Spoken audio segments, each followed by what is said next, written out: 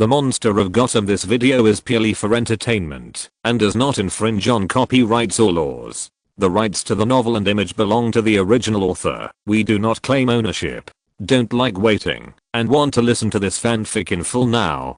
Subscribe to our Patreon, where you'll find the best fanfics. Chapter 126. Undersea City. Yawn. Harley stretched her body, showing her beautiful figure. The ship had been wandering on the sea for a whole night, but the Devil's Reef seemed like a shore that could never be reached. After leaving Innsmouth, the ship entered the thick fog and completely lost its direction. When the sun broke through the thick fog, the ship was not far from the Innsmouth pier. Without the fog blocking it, the ship went straight to the Devil's Reef. The Devil's Reef in the daytime was completely different from the rumored reef crawling with monsters. It was sunny, the air was fresh, the waves washed the reef, and the tense spirit could not help but relax. What a great place for sunbathing. Harley didn't care about Lizu next to her and just took off her top, wearing only cool underwear. She took off her shorts again.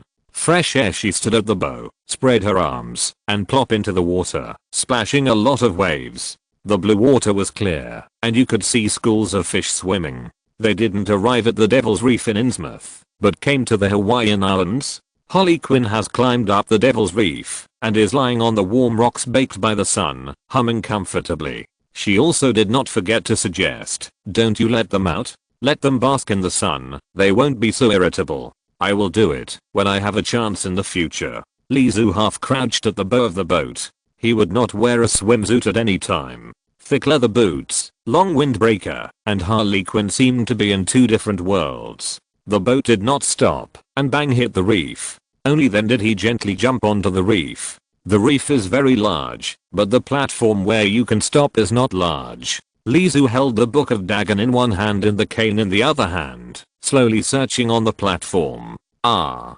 Harley Quinn suddenly exclaimed behind him. When he turned around again, Harley Quinn was no longer behind him. The waves hitting the reef washed away all traces. It seems that this is still a party that only invites ladies. Lizu put down the Book of Dagon and the skull cane, squatted down, and pressed his palm on the Devil's Reef that was baked hot by the sun.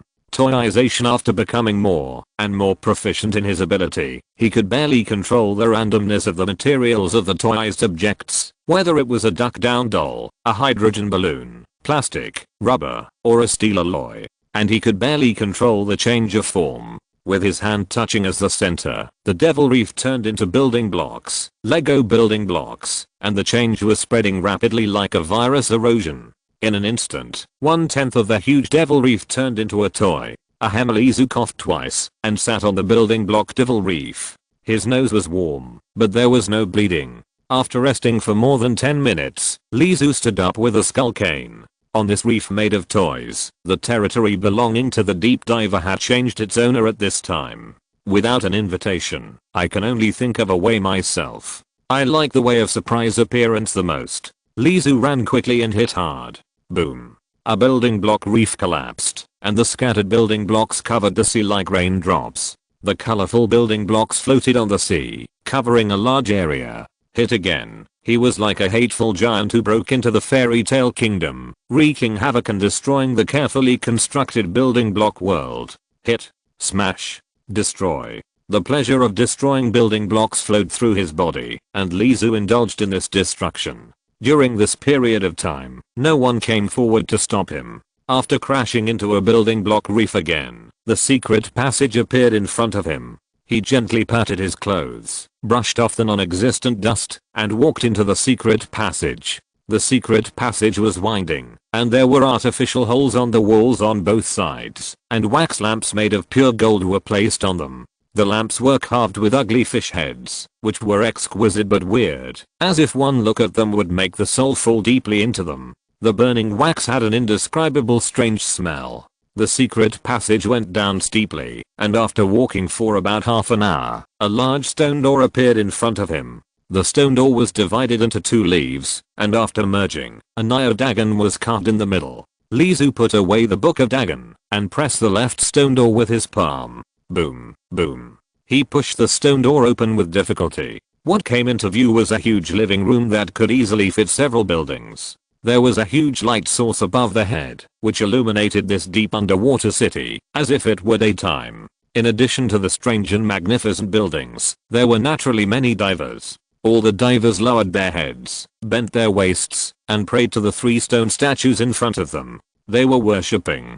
Hundreds of divers, at a glance, were densely packed. The huge movement of the stone door opening attracted the attention of the divers, and the smell of living people also attracted the divers to become restless. "Sorry, I disturbed your worship. Do you need a priest?" Lizu stepped down a step with one foot, his left hand holding the gun hanging down, and his right thumb moved, groping on the skull cane, with a subtle click sound. The cane was extending and limp, from indestructible to slender and flexible. I believe that no one in this world knows how to shoot better than Lizu. The rhythm of the bullet, the angle of the muzzle, and even the recoil's shooting, which is sometimes large and sometimes small, will become his strength. Many veterans who have been through many battles can aim and shoot, and hit the target every time. However, it is not experience that can achieve close combat without the need for eyes to aim. Gunfighting technique, the combination of knife and gun, is the knowledge calculated by a large number of equations.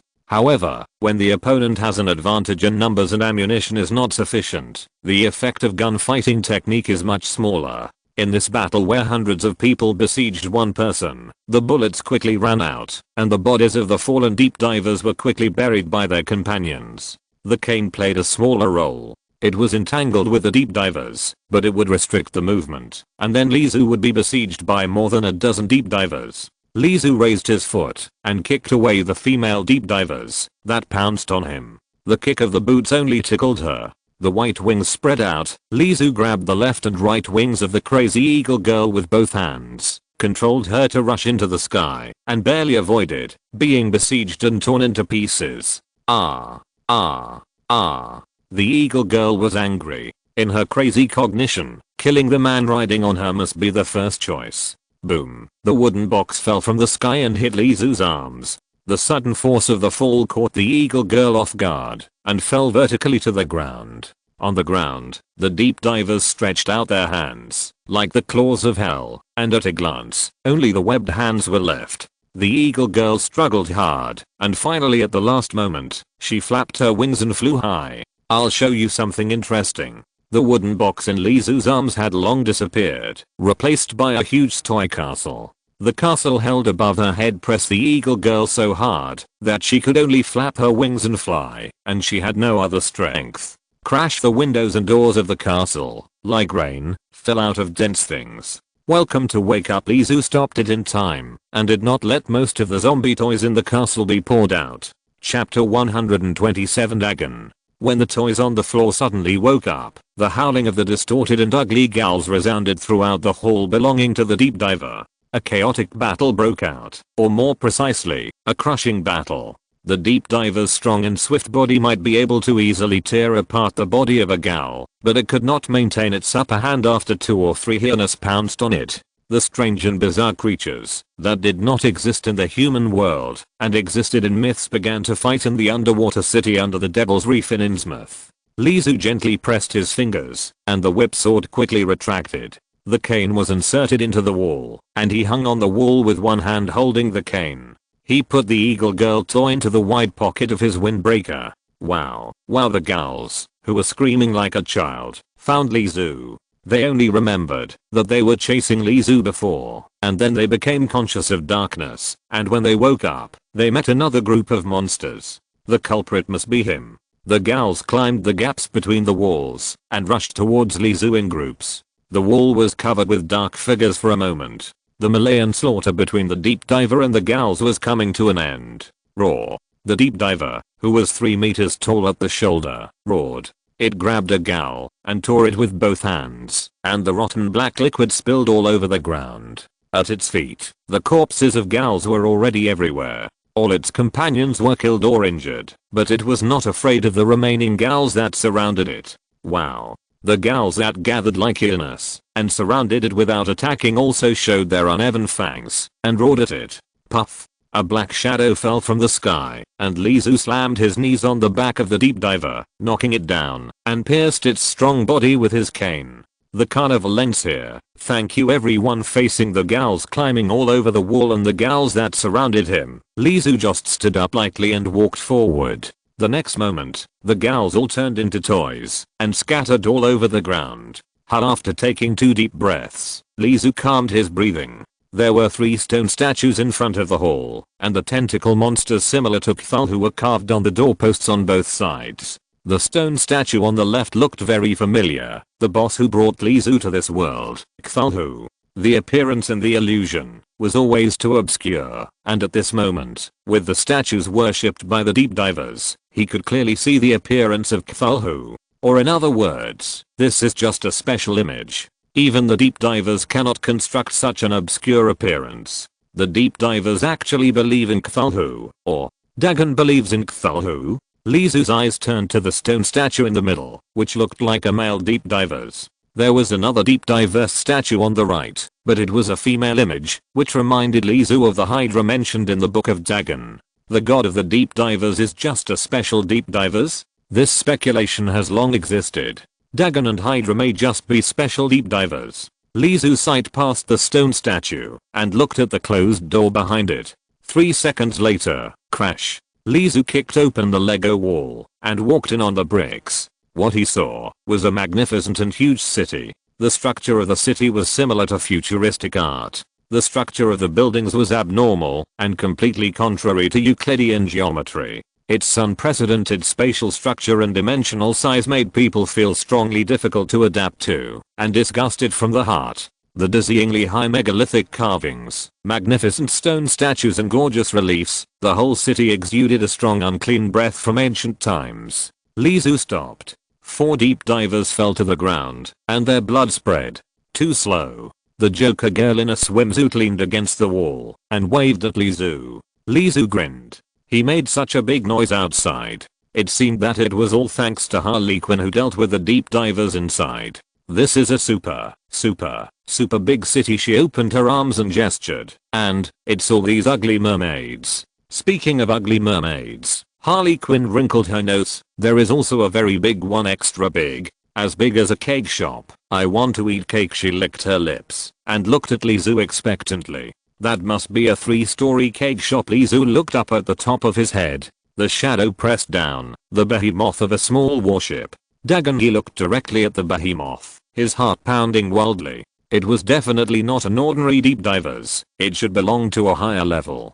Perhaps it was an old god similar to Cthulhu. The uncontrolled heartbeat and the rapidly increasing world exploration were all proof. This is the god of the sea, not an individual huge monster. The night was dark, and the searchlight on the top of the military off-road vehicle turned on. McG sat in the co-pilot seat. He had put on a bulletproof vest and loaded the gun. Ahead was the town of Innsmouth. Compared to his previous embarrassing escape, this time he came with a more difficult mission: to eliminate the monsters in Innsmouth and obtain the knowledge that humans crave. They chose to attack from the direction of the old fish cannery. The freaks with Innsmouth symptoms gathered here and would not hurt innocent people. Action. The Special Operations Forces acted quickly. The moment the trigger was pulled and the muzzle flames erupted, the battle almost ended in a crushing manner. In half an hour, 3 people were injured and no one died. McG rescued the victims who had been imprisoned with him in the dungeon of the Dagon cult. Most of them were crazy, and only the young man Burnham was conscious. Where did those 2 go? McG did not let Burnham evacuate. He knew that Burnham understood what he meant. Devil's Reef, it's over there, but people who go there can't survive. The sea is infested with monsters. Burnham, who had always accepted his fate and waited for death, began to tremble when he mentioned the Devil's Reef. We've been prepared. McG took out the communication device. The target is confirmed. It's at the Devil's Reef. Action. And near the waters of Innsmouth. The warships that had been ready for action for a long time weighed anchor and headed straight for the Devil's Reef. McG and his teammates also took a speedboat to the Devil's Reef. What is this? The companion's hand swept across the water and picked up a small pink square brick. This is. We must hurry over. With a crash, the waves in front of us surged. The thick dark clouds that covered the entire sky were split by a flash of lightning, and the entire sky was torn in half. It's our own people. Hurry over and end this damn raid. This place is really uncomfortable. The teammates on the speedboat pointed to the two warships in the distance. Wait. McGee stopped him, and with the help of the lightning, he saw more things. On the water surface around the warship, there were fish fins lurking and moving. There were 100, no, or 1,000, no, 10,000, or even more. This area of water was surrounded by that monster. Crash! Exclamation mark. Huge waves surged, and a huge, gigantic monster broke through the water and grabbed the shaking warship with both hands. Sea Monster. Chapter 128 New Ability, Dream. What is that? The voice of swallowing saliva was full of fear. Is it a sea monster? No, it's a god. Ah. McGee's companions looked at the huge monster and screamed.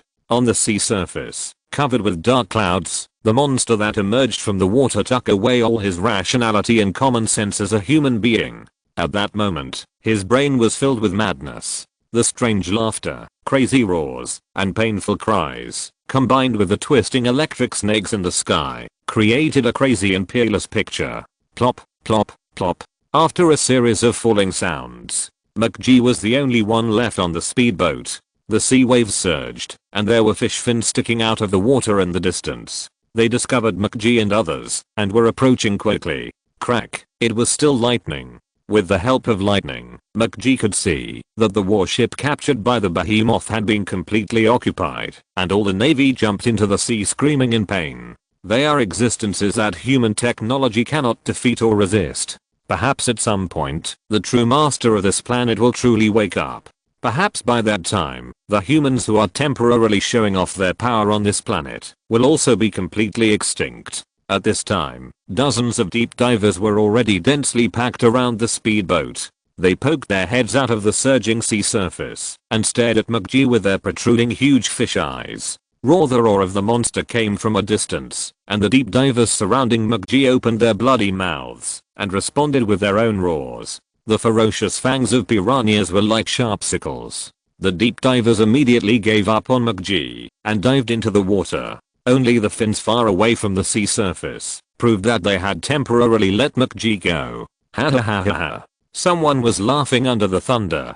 Crack. Lightning flashed, and a pair of broken wings flapped vigorously in the air. It's him. McGee recognized the guy riding the winged woman, the yellow man with terrifying magic in his hands. Lizu rode on the Eagle Girl, circling around Dagon like a white fly. It had been a long time since the collision with the underwater city under the Devil's Reef, but the battle did not start as expected.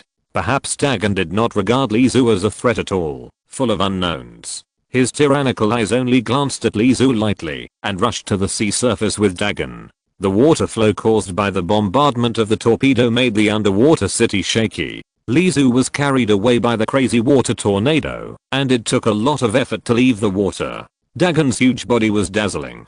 Looking at Dagon, the Eagle Girl under Lizu's crotch became even crazier. Her craziness came from the thunder and lightning roaring above his head. In addition to the huge sea monster Dagon, that was 6 meters tall, there were countless deep divers on the sea surface below. Lizu, riding on the crazy Eagle Girl, was flying in the sky, and he would only die if he fell. This is definitely a wonderful performance. Lizu's eyes were red, and his neck was bulging with veins.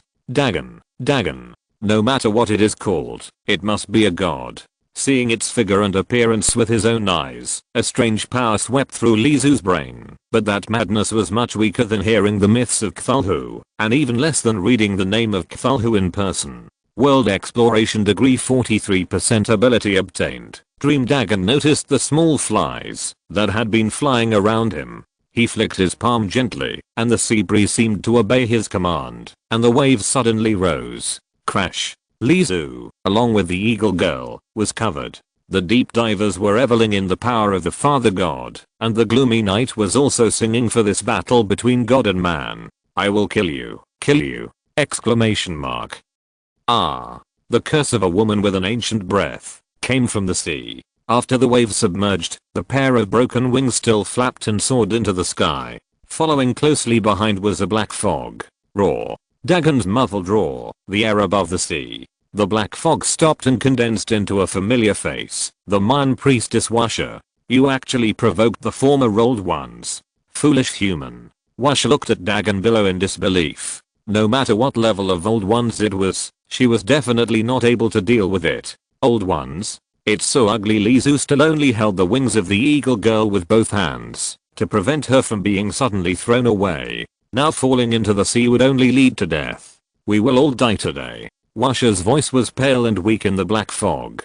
Lizu opened his arms and let the thunder roar above his head. At the moment of thunder and lightning, we will fight against the old ones. This is a feat that is worthy of being included in the epic of mankind. This is the moment. Madman. Washa couldn't understand Lizu's crazy words. A human body wants to hurt the old ones? Lizu suddenly turned his head and looked at Washa. So I need your help now. The eagle girl seemed to be in spiritual communication with Lizu at this moment. It may also be that seeing the old ones made her recover a little consciousness from the chaotic madness. In short, she rushed towards the black fog that Washa had transformed into. The next moment, Washa turned into a toy voodoo doll and was caught in Lizu's hand. With her wings shaking, the eagle girl rushed towards the behemoth against the storm. Only when you fly close to compare, can you realize how small you are. Lizu is only the size of Dagon's palm. He threw the toy at Dagon's open mouth and shouted,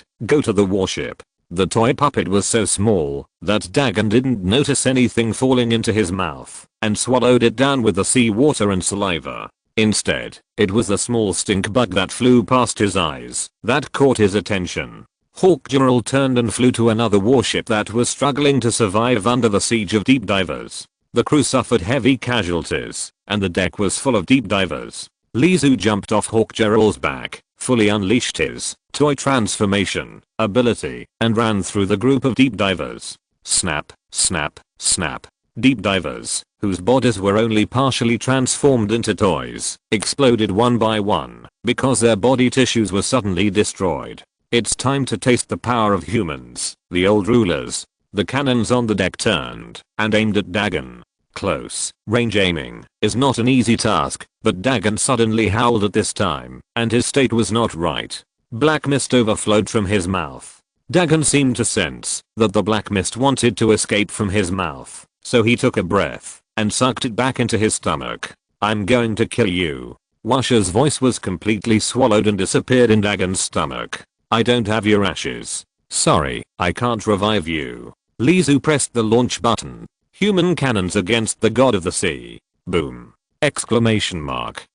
With an explosion, the cannon detonated at close range and caused tinnitus. The fire cloud rose, and most of the deep divers who were too close to Dagon fainted. The shock wave generated set off a wave of waves. As the target who took a cannon shot steadily, Dagon's body was just a little shaken. The shaking of his body intensified the surging of the waves. Oh! Lizu was surprised. This is a battleship. It took a cannon shot hard and only shook its body. It really deserves to be a god, then fire a few more shots. If you're listening to this novel on a channel other than Fanfic World, it means they downloaded and uploaded it without effort. We cordially invite you to visit our channel, Mundo Fanfic Novelos. There you'll find the original version of this story and you can explore many other novels of various genres. We're waiting for you to immerse yourself in a world of incredible novels.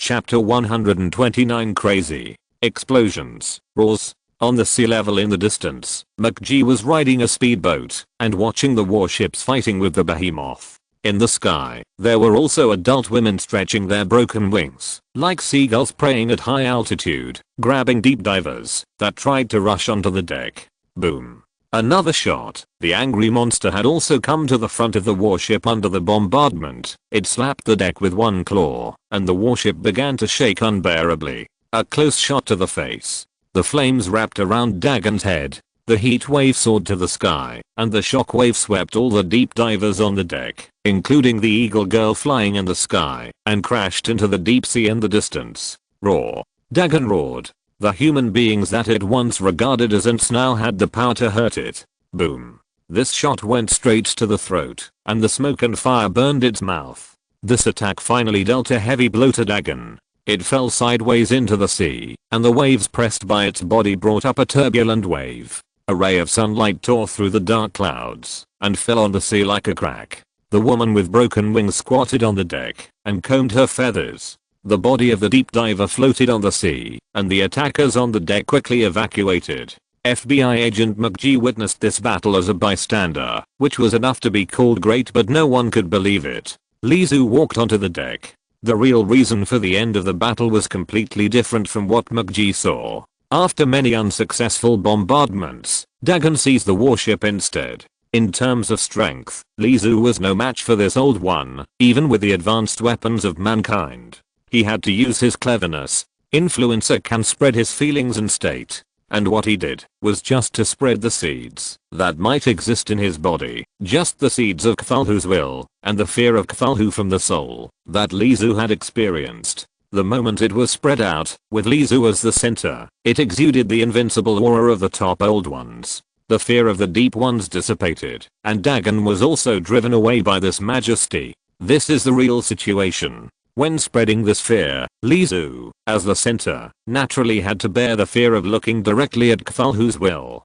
What he bore was far more than Dagon. If Dagon persisted for a few more seconds, Lizu's head would definitely be the first to turn into paste. On the deck, Hawk Gerald turned around, and her crazy eyes were finally occupied by a small amount of reason. She looked at Lizu devoutly at this time, feeling the fear, just like looking up to her own god. McKee stood at the door of Innsmouth town, and lowered the brim of his hat. All the cult members of Dagon's cult were arrested. The residents of Innsmouth, who had been oppressed for many years, had not figured out what happened. Why did the world here completely change 2 nights later? Have you found the book? The boss asked on the phone. The old bus wobbled away from Innsmouth. McGee's eyes lingered on the bus. The yellow man sitting by the window in the back seat was looking out the window. After their eyes met, McGee nodded to him in a friendly manner. Burnham, the young man sitting next to him, was talking about something with great interest. "No, I'm the only survivor of this operation," McGee reported. "You're the only survivor? That's a huge loss, sir." A fragrant breeze blew, and a short-haired woman appeared in front of him. "This is the FBI case. We don't accept interviews, sorry." McGee took a step back and distanced himself from the other party. "I'm not a reporter. I just want to ask if you have seen a mysterious oriental man here." "You just said you're the only survivor." McGee raised his index finger in front of his lips, signaling the woman to be quiet for the time being, and covered his ears with his right hand. New instructions came from inside. In the Atlantic Ocean, 5 British warships were attacked and disappeared by a huge sea monster. After we contacted the British Navy, we learned that the roundup of Innsmouth was a joint effort between the two sides, aimed at extracting the cultists who escaped from Innsmouth. The British Navy and the cultists had a naval battle in the Atlantic Ocean. McGee was relieved until the sound in the headset disappeared, and was replaced by electric current and blind sound. It was a waste of time. Not only did he almost lose his life in this operation, but there was no reward. He looked at the short-haired woman in front of him and said, "He's still alive." The shaking bus stopped at the bus stop in Arkham Town. Lizu stretched and got off the bus, and the young man Burnham followed him. He looked excited and was still talking non-stop. Burnham walked to the transfer bus, opened the door, poked his head inside and asked, "What time does the bus to the Delaporte family leave?" "Where?" "Delaporte. The new businessman who came recently renovated the monastery." Burnham didn't believe that there would be anyone in Arkham who didn't know the Delaporte family. Old Mr. Delaporte was said to have close contact with Captain Edward Norris, and no one dared to look down on him, even though he had just arrived. I know," the bus driver nodded impatiently, "but you don't have to go to the monastery. You can go to Arkham Asylum to see him." "What? Mr. Delaporte is crazy." "Arkham Asylum, iron doors separate the rooms one by one. Crazy laughter, mumbling, and weird screams, but they cannot be isolated. Walking in the corridor, the soul seems to be dragged into madness." In the doctor's office, the doctor looked at Lizu and Burnham, who came to visit, with a serious expression. "We found Mr. Delaporte yesterday at noon, in the basement of the monastery. If we hadn't seen it with our own eyes, we wouldn't have believed that such a terrible scene would be buried under the monastery. Maybe because of these things, Mr. Delaporte has lost his mind." The doctor took out 2 photos from the file folder. The photos taken with a flashlight in the dim environment were not clear, but the bones on the ground could still be seen. When we found him, he was gnawing on the body of Captain Edward Norris, his mouth full of blood, laughing crazily. Dun dun. After knocking on the door, the nurse walked in. "Doctor, it's ready." "Okay." The doctor nodded and said to Lizu and Burnham, "Please come this way, both of you." They waited for half an hour and finally saw the crazy old Delapour. The old Delapour in the cage used all 4 limbs, like a beast. His expression was perverse. "He's crazy," Burnham said frankly. He didn't have any special feelings for his old capital S boss, but he felt uncomfortable when he saw an elder who had been pampered and became like this because of a sudden outbreak of madness. Draper, it seems that this is not a coincidence. Lizu took out the Bible that he had prepared long ago, the only proof from the Gaul David Draper when he was a human. "I hope that, when he regains consciousness, you can pass it on for me." Lizu handed the book to the doctor. "Perhaps only God can bless him to recover." The doctor nodded, guessing Lizu's intention, mistakenly thinking that Lizu was praying for old Mr. Draper. Lizu only left a crazy and elusive sentence. "Perhaps he became what he is now, which is the masterpiece of God." Leaving Arkham Asylum. Countdown 3, 2, 1. "Sir, I'm going back." Burnham turned around and wanted to chat with the magical oriental man for a few more words, but when he turned around, the other party's figure had already disappeared. "Thank you Shadeo for the 1000 starting coins reward. Thank you humanoid poor creature for the 1000 starting coins reward. And thank you Daksha please spare me for the 100 starting coins reward." Chapter 130 Arrival in the New World. In the Atlantic Ocean, the Cheran said sail again. "That thing is getting more and more arrogant." The captain of the Cheran looked at the sea surface covered by the night, leaving only the stars above his head. The starlight in the sea water was fluctuating, and his thoughts were also pulled back to not long ago. That storm, and the fish-bodied demon crawling out of the abyss of the seabed. "This matter has come to an end, old man. So many people died. Shouldn't the army do something?" The voice on the other end of the phone made the old captain indignant. "A week ago, our battleship suddenly received an order to kill a big guy that drilled out of the sea. It was surrounded by the kind of thing you said. There were tens of thousands. When my men were still alive, they reported so." "What happened next?" The old captain's thick Adam's apple floated up and down, swallowing hard. He had seen the horror of that thing with his own eyes. Tens of thousands. It was really horrifying. The big guy that appeared with the deep divers gave him a new guess in his heart. The big guy was far more terrifying than the tens of thousands of deep divers. People who drive cruise ships in this area have all heard of the sea god Dagon to some extent. Our 2 ships sank, all the crew members died, and only a cowardly FBI agent survived. After the voice finished speaking, it was quiet for a while. "Don't drive a boat recently, old man. It's not safe. I've seen a lot of storms and waves in my life." The old captain hung up the phone. Captain the thin crew member trotted over with a newspaper. "Bullshit. This kind of joint action is just a fig leaf on their butts." The old captain glanced at it and was about to tear up the newspaper, but then said, "No, it's different from what that bastard said." In the Atlantic Ocean, the British fleet was attacked by a sea monster. There is also a sea god in Innsmouth.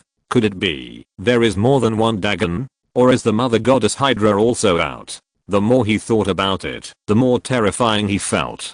Time and space seemed to be still until a voice appeared and broke the stillness. "Captain, we'll be in Oakmont soon," the crew member with Viking descent reported with his bull-like nostrils. This crew member who had died under the siege of the deep divers once again appeared strangely at this moment. No one, including the captain, felt strange. The light rolled in from the water, and it was almost morning. The captain walked onto the deck, and when he passed by the passengers' rooms, he caught a glimpse of a yellow man reading a newspaper. "It's getting weirder recently. Are you a drama actor?" In the narrow alleys of the 21st century, a waning moon hung overhead. The punk gangster with a nose stud bared his teeth and stuck out his tongue stud as he looked at the thin and short yellow man in front of him. The heavy windbreaker, the style is like the product of the last century. The figure in patent leather boots is like an actor walking out of musical, exuding an ancient atmosphere. The skull cane in his hand.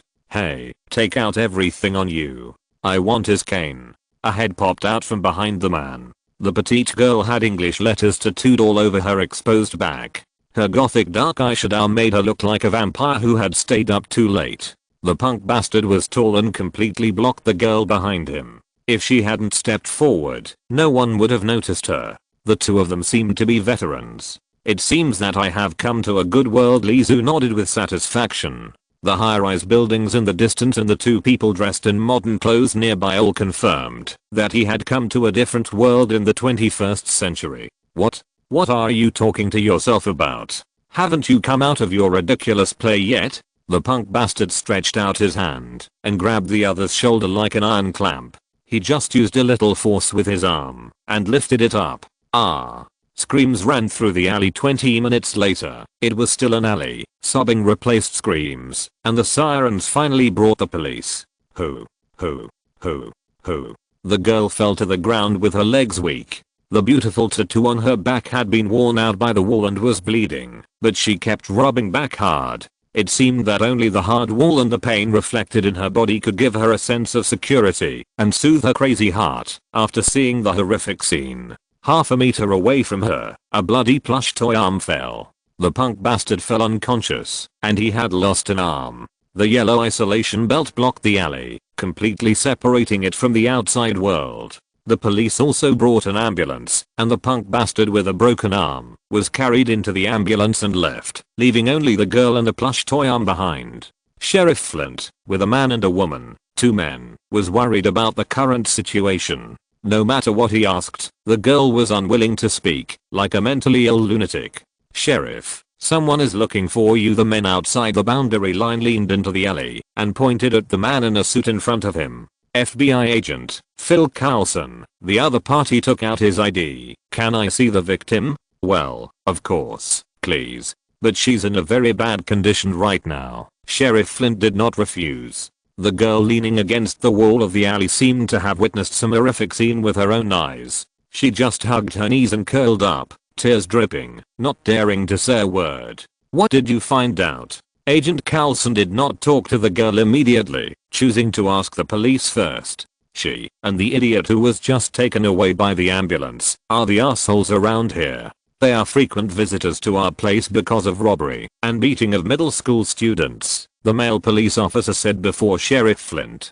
They must have run into a tough case. Agent, this is the work of the police department. Someone cut off a man's arm on our territory. I think we have to. Trent. Sheriff Flint interrupted his men's chatter.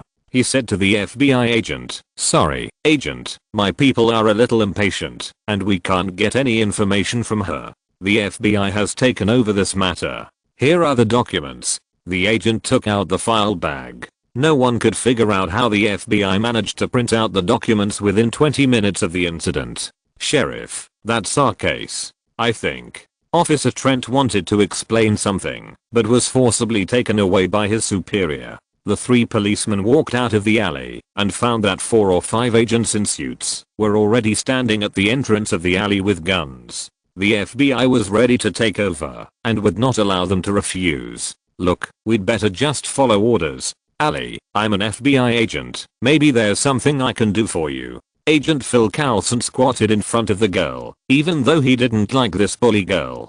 Can you tell me how it happened? And, the person who attacked you stole your stuffed doll. He pointed at the plush arm on the ground, trying to make a joke to liven up the atmosphere, but unexpectedly the girl suddenly broke down and burst into tears.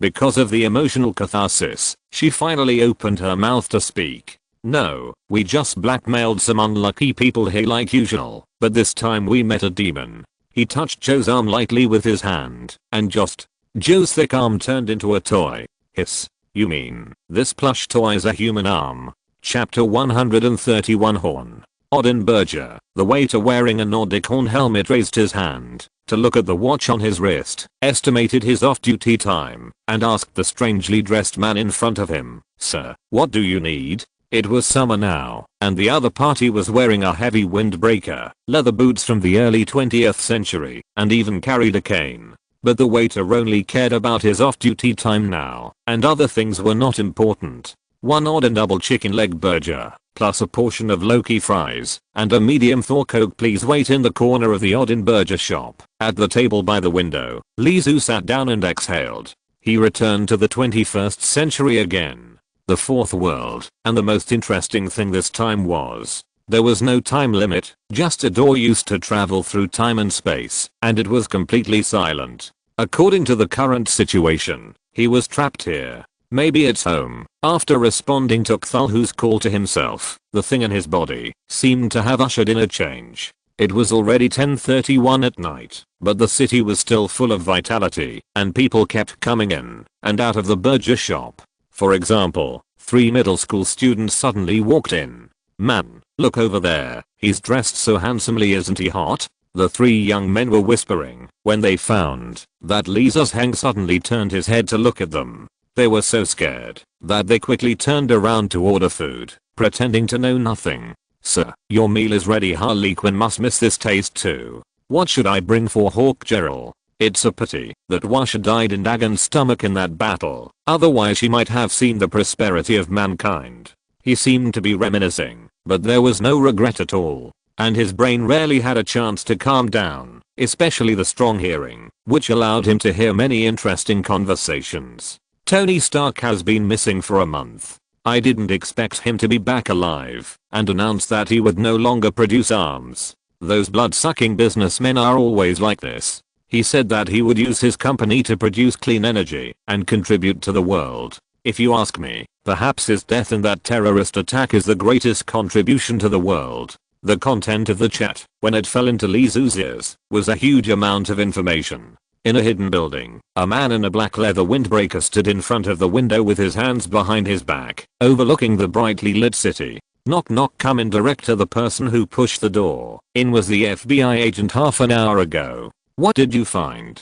"The location where the quantum force field similar to the Rubik's Cube appeared." The director turned slowly, his black beard wrapped around his dark skin. The eye patch covered his single eye. "It's a strange case," said Agent Phil Coulson. "Witnesses said that it was a strange yellow man wearing clothes similar to those of the last century. He could turn people's arms into toys, but after investigation, the toy arms were just ordinary toys, and the psychiatrist did an assessment and found that she had a mental illness. It was an accident, and other than that, there are no clues. It seems that this person does not exist." Phil emphasized. "It's not a coincidence, Agent." The director's one eye radiated wisdom in the dark office. "Various crises are beginning to appear on Earth. This time, it may be the horn of the battle, or it may be a warning bell." He turned around and looked down at the world outside the window again. "How is the recovery of the old man who woke up from the ice?" Speaking of the old man, Phil Coulson was the most excited. His face flushed, and his breathing was rapid. "He is always ready. It's not enough for him alone," said the director. "Temporarily send agents to follow up the mysterious man who may not exist, but our top priority is to solve the problem of the Stark family." "Tony Stark? What's wrong with him?" Phil Coulson asked. "A repentant arms dealer. This shows that conscience can finally be used to negotiate prices." In the morning, without the whispers of Cthulhu and the roars of Dagon's followers, the high-end dark green suit hanging in the mall, that could not be sold even at a discount, because of its special color, now finally has its own owner. The beggar hung a sign and squatted in the corner. He disdained the leftovers. On the contrary, only green banknotes could arouse his interest. "What do you think of this world?" A voice came from his ear.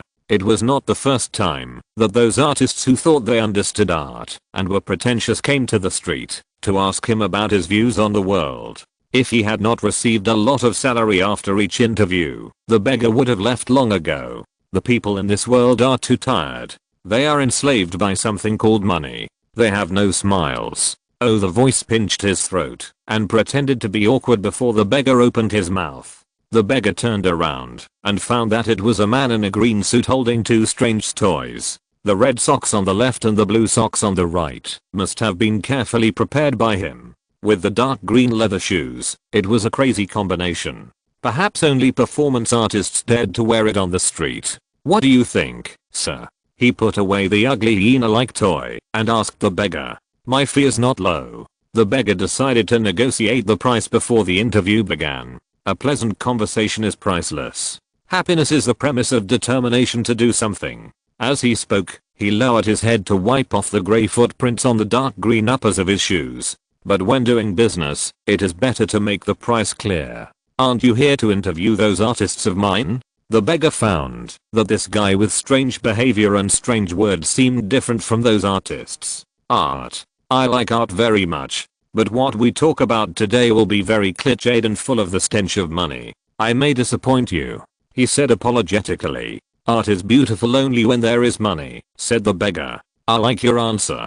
Can you do me a favor? When he made this request, he handed over a US dollar bill, brand new. I want to know when the man without an arm will come and go in the next week. He pointed at the disabled person in a white coat, talking and laughing with a man into the building. The building called Osborne Industries. It's more than just this little money to be followed, my friend. The homeless man was a little dissatisfied. Hush, he opened his clothes and revealed a thick stack of banknotes stuffed in his belt. Thank you for the reward of 500 Kidian coins. Chapter 132. Constructed Dream. Give it all to me. The beggar hadn't seen so much money for a long time. If he had this money, he could squander it for a long time. Compared to using this money to start doing something to change the status quo, shouldn't squandering it be more important? Don't you have any ideas? When you see these capitalists hugging beautiful women and eating noble meals every day. Lizu squatted down and pointed at the people walking out of the company. Beside the mature man, there was a woman with a fake smile on her face, which could also be understood as a real smile for money. Maybe if we do something, we can make this world fairer. He gestured, but his movement suddenly paused, but he stopped. It was as if he had already outlined a fascinating blueprint for the future, a perfect utopian world, but he only showed people a corner and then hid it. Just stare at him. The beggar was a little moved. He might not have any ideas about the distant future, but the real stack of banknotes was at least the reason for his excitement. Just stare at him. Just stare at him. Lizu nodded, affirming the homeless man's idea. No problem. The beggar agreed happily. See you in a week. Seeing that the beggar agreed to the deal, Lizu nodded with satisfaction, stood up and left. In the next week, Lizu still had a lot of things to do, such as studying his new ability, dreams. After lunch, in the pizza shop, how long has he been sleeping here? The chef in an apron passed by the table in the corner, looked at the man in the green suit sleeping with his eyes closed, and asked the waiter who was cleaning up the tableau.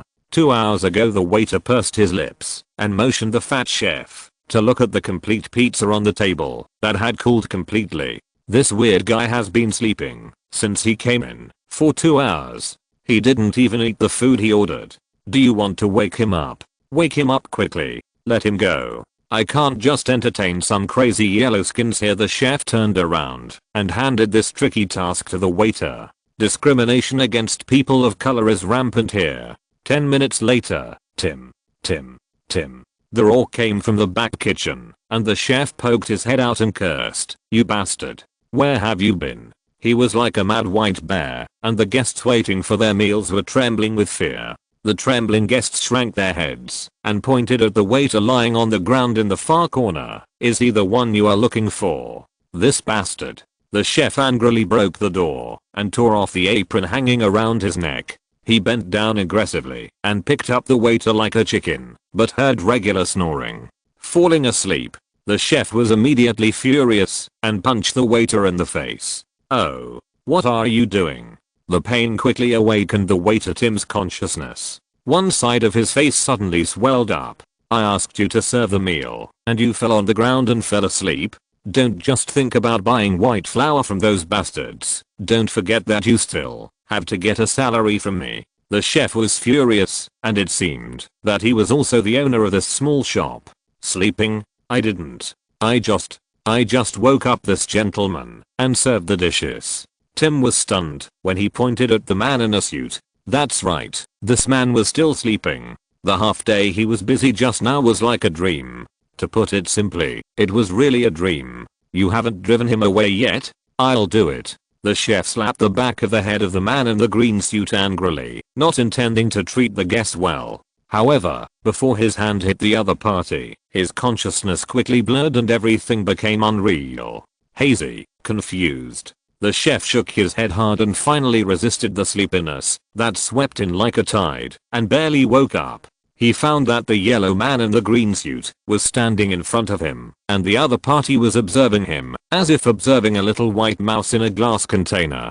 That look made him very unhappy. Unstable. Lizu was observing, if someone breaks in, the dream constructed will be at risk of being broken, and in this dream, he raised his hand and slapped the chef fiercely. The slap was crisp, and the force he used was so great that the chef fell backward. "Ah. I'm going to kill you and chop your head into pizza sauce." The chef was slapped and howled in anger, but he found that he could not move. He lowered his head and saw that the iron chain trapped him tightly. Building things here is too energy consuming and physically demanding, and I can't do whatever I want. Lizu was still talking to himself, saying things that the chef couldn't understand. The chef found that the only thing he could move was his legs. "No matter what crazy words you say, as long as you let me go, I will definitely kill you." He kicked his legs like crazy. "My brain has reached its limit. Unless there is a space that will never be disturbed to construct dreams, the energy consumed by constant reconstruction and repair may make me faint first. Maybe I can construct absolute space by asking Newton. No, I seem to have an absolute space. Ah, I got it." He suddenly realized and thought of a crucial idea. Goodbye bowed to the chef, and then gradually faded out of the world. Only the dumbfounded chef was left. "What is this? Boss. Boss. Wake up." The waiter Tim's voice was hazy and could not be heard clearly. "Boss. Hey, if you don't wake up, we can only close the business, and all the customers have left." The chef finally opened his eyes. "Ah." He cried out in pain, and the pain from the hard slap on his face was still burning. Damn yellow skin. He must curse loudly after the other party slapped him. But when he got up and prepared to give the other party a solid uppercut, he found that only he and the waiter Tim were left in the restaurant. "What happened just now? You fell asleep just now." Tim pointed to the floor, and the warmth on it proved that the chef had been lying there for a while. "Then you screamed, and your face was swollen. I spent a lot of effort to wake you up because you suddenly acted like this, and the guests were scared away. I mean, all the guests were scared away."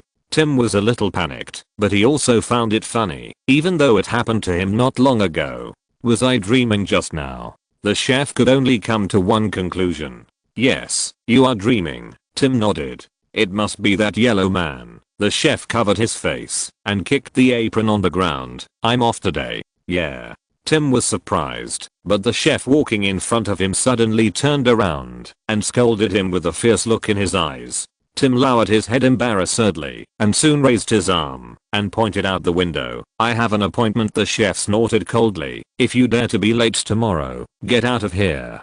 He took a breath of cold air, looked at Tim who rushed out of the restaurant and muttered, "I don't know if there are any ice cubes in the refrigerator." Thinking of the weird experience just now, the heat and pain on his face seemed to be more serious. "Thank you, Nine Heavens Demon Ancestor Believer, for the 500 starting coins reward." Chapter 133. The first visitor to the dream, Professor Connors. Except for Tony Stark sleeping with a new cover girl, the whole world is quiet.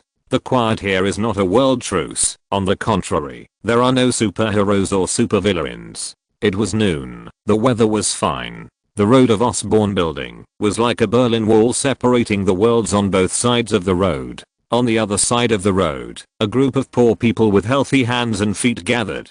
They live in the world of capital, but they don't have any capital. Lizu, wearing green leather shoes, was squatting next to the beggar at this time, not caring about the messy smell on the other party, and even took out a piece of steaming hot pizza from the other party's plate. "Hey, that's mine." The beggar looked at his fresh pizza being snatched away with displeasure. He didn't receive his reward, but a piece of pizza was snatched away. Has he been in contact with the police recently? Lizu ignored the other party's muttering and raised his hand to point at the one-armed professor across the road. Today was supposed to be the day to chat with Professor Knorson, but something went wrong. The police came first. He will take a taxi in 10 minutes. He should be off work. The beggar looked at the one-armed professor who was arguing fiercely with the police and said, "It seems that a kidnapping case has occurred. The professor's student has been kidnapped." "Hey, These policemen are not as efficient as me, but they are paid quite a lot. The beggar did not hesitate to express his contempt, and said his guess. It is estimated that he was kidnapped at noon today. There are a lot of cars at that time. It seems that the plan needs to be changed. Lizu threw down the pizza he had taken a bite of, and walked towards the Osborne Industrial Building with the wind. Hey, where is my reward? The beggar caught the pizza in a panic. It's still hot. Lizu just raised his hand and threw it casually, without looking back, letting the banknotes scatter in the sky and fall behind him like rain. Well-dressed pedestrians quickly rushed up to grab the money, and the beggar had to get up and join the snatch, shouting while snatching, "This is mine, mine." But who would listen to him? "The police will contact you after they make new progress, Professor," said Officer Trent. "You have to trust our police." Dr. Connors was a little excited. "That's my student. Right here. He was kidnapped. In this free country, we have made contributions to this country and the world, but now we can't even guarantee that we are safe walking on the street. Sorry, Professor." Officer Trent could only bite the bullet and apologize. He backed away and left. "The police station has opened a case for investigation. I believe there will be results within 24 hours. He turned around and quickly got into the police car. No one wanted to bear the anger of a professor with a great reputation, not to mention that this professor was a guest of Osborne. Just as Trent started the engine, he noticed a man in a dark green suit walking towards Professor Connors, but he only glanced at him quickly, and in an instant he was wrapped in his dissatisfaction. "This is a celebrity. He has a really bad temper," Trent said unhappily. "We should understand the professor." The female police officer could understand Professor Connors' mood at this time. After all, he was his student. Someone should understand us. After those bastards kidnapped people, they didn't send any threatening letters or ask for ransom. Who knows what they want to do? I'm really troubled. They just yell at us and never care about how much pressure we are under. The policewoman said, "Isn't this why we are police officers?" "You always think so beautifully." Trent sighed and stepped on the accelerator. Connors sent the police away aggressively. "Professor Connors?" A Nation man in a green suit stood in front of him. "Do you have time? Let's talk." "Who are you?" Dr. Connors looked at the other person strangely. He searched every corner of his brain and came to the conclusion that he really didn't know the other person. "Maybe I can help you solve some headaches. You are a kidnapper. What do you want by taking Scarlett away? You must not use force on her." "Absolutely not." Dr. Connors lowered his voice and threatened. "Mind changing places to talk." Lizu did not explain and invited again. "Humph." Professor Connors hesitated for a moment and decided to follow the other party. Since the other party came to him for some purpose, he would definitely not hurt him easily. He followed the Asian man forward and entered the alley, which was a dead end. "This is it." Lizu stopped. "What did you say?" "We should go to another place to chat." Lizu grabbed Professor Connors' shoulder with his backhand and closed his eyes before the other party could react. In the dark alley, Lizu and Professor Connors both fell to the ground. Professor Connors' eyes blurred, and he came from the bustling city of New York to a strange place. The light above his head was very dim. There was no sun, and the light came from all directions, which was gray. In front of him was an uphill road made of gravel, circling and climbing up to a place similar to a small hill. Behind him was a vast expanse of white. He could only move forward. Professor Connors walked forward, and the gravel road was filled with lush vegetation on both sides. It was the first time he saw such strange green plants, which looked alive, but there seemed to be eyes hidden in the shadows. Passing by the dry branch garden without flowers, and the cemetery full of nameless stone tablets, a small wooden house appeared in front of Professor Connors. The wooden house was built on stone steps, and there were strange skulls carved at the door, carved eyeballs, and octopus tentacles, which seemed to be some kind of unspeakable evil, making people tremble in their hearts. A white feather fluttered and fell, which was out of tune with this grey world. Professor Connors looked up. On the roof of the wooden house, a woman with a pair of wings, with her eyes wide open, a creepy smile on her lips, stared at him. Boom. His heart skipped a beat. Out of fear, he quickly retracted his sight. The strange wooden door in front opened, and Professor Connors walked into the wooden house quickly with his head down. The wooden house was very narrow, only about 5 square meters. A wooden chair was placed at the door, and the man in a green suit was sitting on a throne decorated with rubies, with his legs crossed, watching him coming. What is this place? Dream. You are not the group that took Scarlet away, Professor Connors said almost certainly. The kidnappers definitely did not have such sophisticated means, otherwise they would not have to resort to kidnapping. Of course I'm not, but we can talk. I'm not interested in talking to you. Let me go, Professor Connors said. I can help you find Miss Scarlet. Lizu scratched his cheek. I really need your knowledge, Professor. My knowledge? What do you want me to help you study? He sensed the key information. Study me. Lizu held a syringe in his hand, which was filled with blood, strange bright red blood. Then help me rescue Scarlet. Chapter 134 The Stupidest Human Emotion.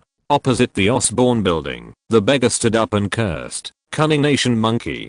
Damn liberalism. Because of liberty, he was beaten and kicked by a group of guys in suits, and he only got back 500 yuan of the money that should have belonged to him. That nearly 10,000 yuan should all be his. It took so long to go in. He looked at the dark alley. It had been more than 10 minutes since Lizu brought Professor Connors into the alley, but they still didn't come out. Familiar with this area, the beggar knew that there was definitely no second exit in that alley. Curiosity drove him over. Lizu and Professor Connors were lying on the ground. The beggar tiptoed to Lizu. Are you asleep? His eyes subconsciously focused on Lizu's suit pockets, which were bulging and looked like they contained a lot of money. I'm just taking back what I deserve. He reached for Lizu's suit pockets, but a hand grabbed his wrist faster. Lizu had woken up. This may be the worst decision you have ever made in your life. I'm sorry, man. I see you fallen to the ground.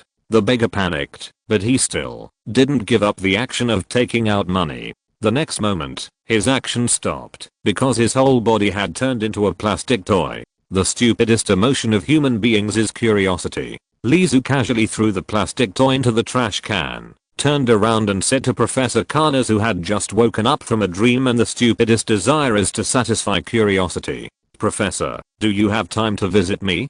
Professor Connors withdrew his eyes from the trash can with difficulty. A living person turned into a toy and thrown into the trash can. He suspected that he was still in a dream and had not woken up at all. Time waits for no one. Don't delay me from rescuing Miss Scarlet. When Scarlet was mentioned, Professor Connors nodded. Okay, I'll go with you, and I promise you that, as long as you rescue her, I will definitely help you. Cooperation. This is just a benign cooperation. A good cooperation will be the basis for long-term cooperation in the future. Professor Connors did not speak. He would not admit that he cooperated with a dangerous person, and he did not intend to have any intersection with a dangerous person again. The stronger the sunlight, the deeper the shadow. Under this prosperous city, there are countless dark corners, just like the factory that Lizu brought Professor Connors to. The motorcycle tire factory has only 2 machines, full of the smell of rubber and engine oil.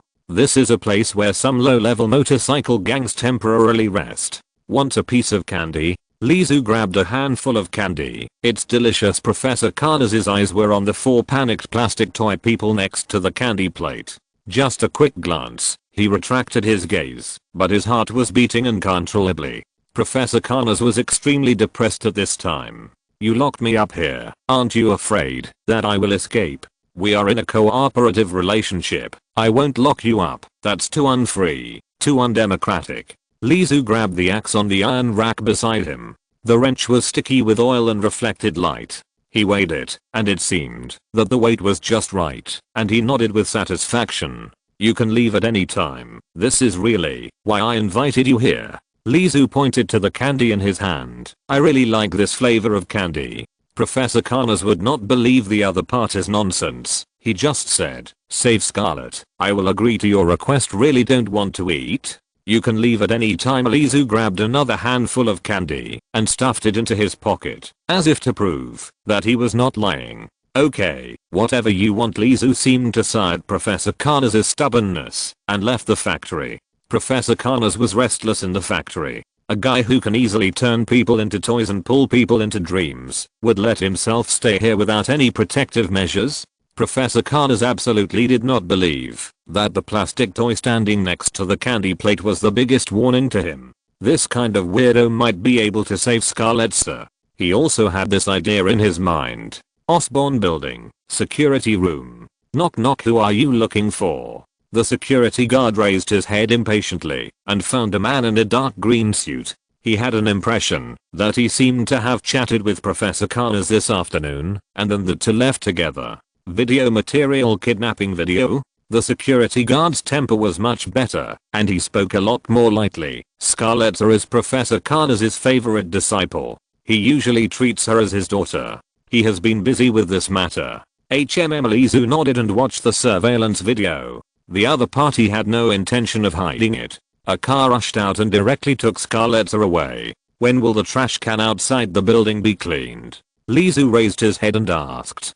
12 o'clock at midnight. What's wrong? Nothing, Lizu said, and quickly left the security room. In the surveillance, the security guard saw Lizu kick the trash can and search inside. What a freak. He felt a little sick. The trash can in front of the Osborn building was very clean. When they came to this world-class company, everyone wanted to ensure that they were dignified. Although throwing away garbage would not reduce their points, no one was willing to do so in front of such a tall building. They had to be elegant at all times. It was like throwing away garbage under the spotlight, which would definitely attract a lot of attention. After a whole day, there was only a tissue wrapped in chewing gum and a hamburger package that was crumpled into a paper ball in this trash can. This is much easier. Lizu unfolded the hamburger package. He noticed that in the video, when the robbers kidnapped, a guy threw something and smashed it accurately into the trash can. In the dark corner next to the street lamp, a bag of white gadgets was quietly passed between the sleeves of two people.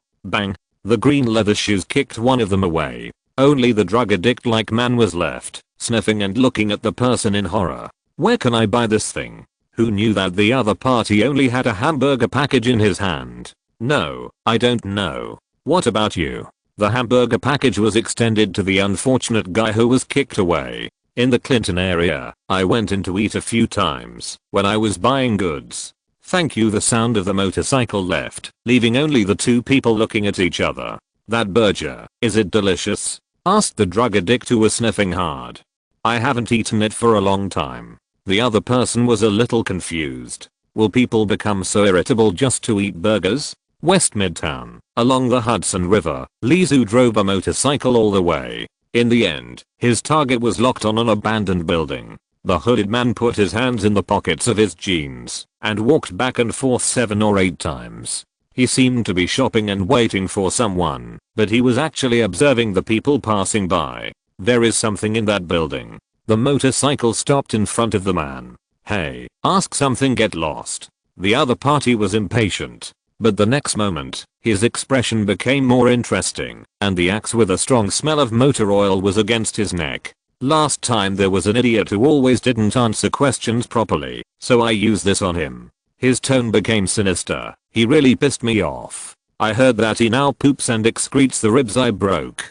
Chapter 135. The disaster arrives. Gudang. Swallowing his saliva, his Adam's apple sank and almost scraped the sharp axe blade. The man was so scared that he dared not move. Let's talk business. You kidnapped a student of a scientist who lost an arm. Now, can you return her to me? I need her urgently. What did you say? This guy was still planning to fight back, but unfortunately he didn't have the heroic character, and he quickly gave in. She's in there. How many people are guarding? A dozen, no less. Which floor is the hostage on? 5th floor. Lizu looked at the lit abandoned building and calculated in his mind. 5th floor of a 6-story building. Your brothers are probably scattered. Almost the man could only answer ambiguously, but his nervousness still betrayed him. Lizu grabbed the axe and swung it at the man's abdomen. The man covered his stomach, curled up on the ground with his eyes wide open. Spread out, that means it doesn't matter if we go through the main door. He walked to the door and kicked it open. Bang! Lizu chuckled. The star of disaster is coming. As soon as the door was kicked open, the man with the pistol noticed it. Who is it? The muzzle of the gun quickly pointed at the figure who kicked the door open. Whoosh! Puff! The flying axe chopped on the shoulder, and the force plus the wound instantly pressed him to the ground. There were 3 people in 3 corners. It can be seen that they often deal with this kind of situation and have studied their positions. Lizu quickly took a run up, kicked the wall with his legs, and kicked, breaking the nose of the second poor guy. Bang! The third guy fired. Staring at the muzzle of the gun, Lizu's body twisted instinctively, and the bullet passed by him. He lowered his body and rushed 2 steps quickly. His legs were like springs, and he shot out like an Olympic champion. His right shoulder hit the third guy's stomach, like a wild bull hitting him against the wall. Boom, the wall also trembled slightly. Thank you for the gun. Lizu took the gun and patted the poor guy who fainted. There were footsteps upstairs. Such a loud fight could not be concealed. Someone is coming in. There were hurried footsteps. The number of people on the second floor was at least 5 times that of the first floor. Lizu quickly took a running start and jumped up the stairs. Hack him to death. A dozen people saw Lizu and drew their swords to attack him. Even gods could not stop them. Lizu threw a block on the ground. Boom. The block instantly turned into a wall. What the hell? Don't let him get away. Hack. The sudden appearance of the stone wall slightly disrupted the rhythm of the dozen people. Just as they were getting ready to pounce on it again, a figure had already jumped onto the top of the upper stone wall with a flip. He supported the top of the wall with one hand and jumped forward flexibly. He was rolling and performing complex acrobatic movements of extreme difficulty. He was like a flying bird. This bird who mastered complex and graceful movements was more deadly while being elegant. Bullets were fired in a turbulent stream. Puff, puff, the bullets hit the flesh. 7 bullets were fired without firing, and 7 people fell to the ground. When he landed, he had 2 more things in his hands. 2 tires as big as rings. A gift for you. Lizu threw a toy tire lightly. The tire grew bigger in the wind and instantly grew to half a meter in diameter. It hit people, making people's blood surge and blood spurt. In a flash, 9 of the 15 people had been killed. Raise your hands. 6 guns pointed at Lizu. At a distance of 2 or 3 meters, 6 guns. Will the situation change? Can fists be faster than bullets? But before the 6 people could be proud, Lizu had already rushed over. Of course, fists are not faster than bullets, but they are faster than the shooters. At a distance of 2 or 3 meters, this group of people will be hesitant, because their companions are shooting. And for Lizu, this distance only takes a blink of an eye to cross. Lizu elbowed a man's chin, and grabbed his hand holding the pistol and turned around. Constrained by the instinct to shoot, the man had already fired when he was nervous. Bang! His companion was accidentally injured and also fired subconsciously. For a while, bullets flew randomly and swept indiscriminately. Lizu grabbed the man's hand, but still maintained accuracy. The gunfire stopped, leaving only Lizu standing. The 3rd floor was also cleaned up. Next, the 4th floor. As he was climbing the stairs, the metal bullet belt sprayed by the submachine gun brushed past Lizu's cheek, leaving a burn on the side of his face. Ha ha ha ha. Get out. Do you think you can get here? The bullets were still firing. Lizu just waited silently until the bullets stopped. Reload time. He stuck his head out. Bang, bang, bang. A string of bullets swept past his hair, even singed a few strands of his hair.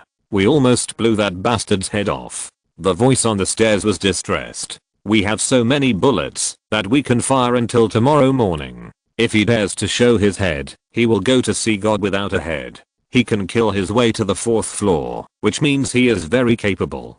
Don't take it lightly. A few minutes later, why is there no sound? I'll go over and take a look. The strong man holding 2 guns walked to the stairs. He showed his head before the muzzle of the gun, and after firing the machine gun randomly, he lowered his head to look. No one. Did he run away? He looked around curiously, but saw no one. Crash! The wall next door turned into Lego blocks, and was smashed apart. The intruder they were looking for suddenly appeared here. I'm here. Lizu still had time to grin. He quickly fired. Bang, bang, bang. Shooting at close range, there is no way to go wrong. Click, click. The bullets hit the hole. Lizu threw away the pistol, picked up a gun with his foot, and walked up to the 5th floor. The 5th floor was empty and no one was there. The door of the room, where the girl Scarlet was imprisoned, was open. The girl's mouth was sealed with tape, and she looked at Lizu for help with fear. Behind her, the thug put a pistol to Scarlett's head. "Don't come over," he warned Lizu fiercely. First he pointed the gun at Lizu, and then quickly put it to Scarlett's head. The girl struggled. Woohoo. Lizu didn't care. "The gun doesn't work on me, otherwise how did I get to the 5th floor? It might hurt a little when the bullet hits my body. You can't kill me." Of course, you can kill her, but how can you live if she dies? Anyway, everyone thinks she's dead, so they've already prepared themselves mentally. Lizu slowly approached and asked back, "The question is, how prepared are you?" "On the contrary, she's your lifeline." The thug was a little mentally collapsed. How could he beat a monster that nearly 50 people downstairs couldn't stop?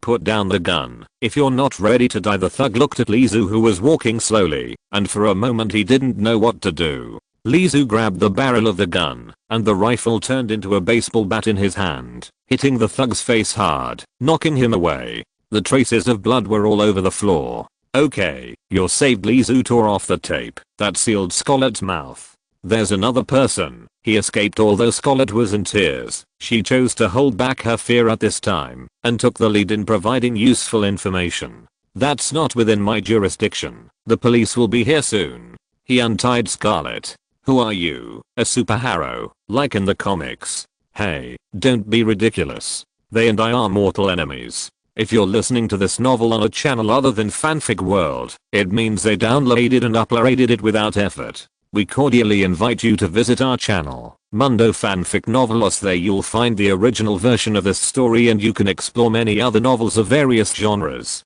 We're waiting for you to immerse yourself in a world of incredible novels. Chapter 136. An Iron Man flying overhead. Under Scarlett's gaze, Lizu walked to the window. The moonlight outside the window reflected his figure. The corners of his clothes lifted by the breeze, and his tie fluttered, like a mysterious bird about to spread its wings. "Hey!" As she called, Lizu jumped down lightly. Scarlett quickly got up, and rushed to the window. If he jumped from this height, he would definitely be smashed into a pulp. When half of her body was out of the window, she breathed a sigh of relief when she saw the figure jumping down the building. The wind beside her ears rose quickly, ruffling her black hair. Lizu quickly turned around in the air, with his palm facing down. The moment his palm touched the ground quickly changed into a trampoline, allowing him to sink into it, and then bounced him high up. Police sirens. Clinton District, abandoned building. 10 minutes after the sudden rescue operation, the police came with ambulances. There were at least 10 ambulances to take the injured kidnappers away. Gang fights, heavy casualties. Such rampant large-scale fighting has not happened for a long time. "Miss Scarlett, Professor Connors contacted us immediately after you were kidnapped. Fortunately, you are okay." Policeman Trent rescued Scarlett. "Professor? How is he?" "Maybe you can go back to the police station with us. Can you tell us in detail about the incident?" "Yes." Scarlett nodded. In the car, Trent tried to ask about the identities of some people who did all this. Could it be him? The female partner sitting in the co-pilot guessed. "Him?"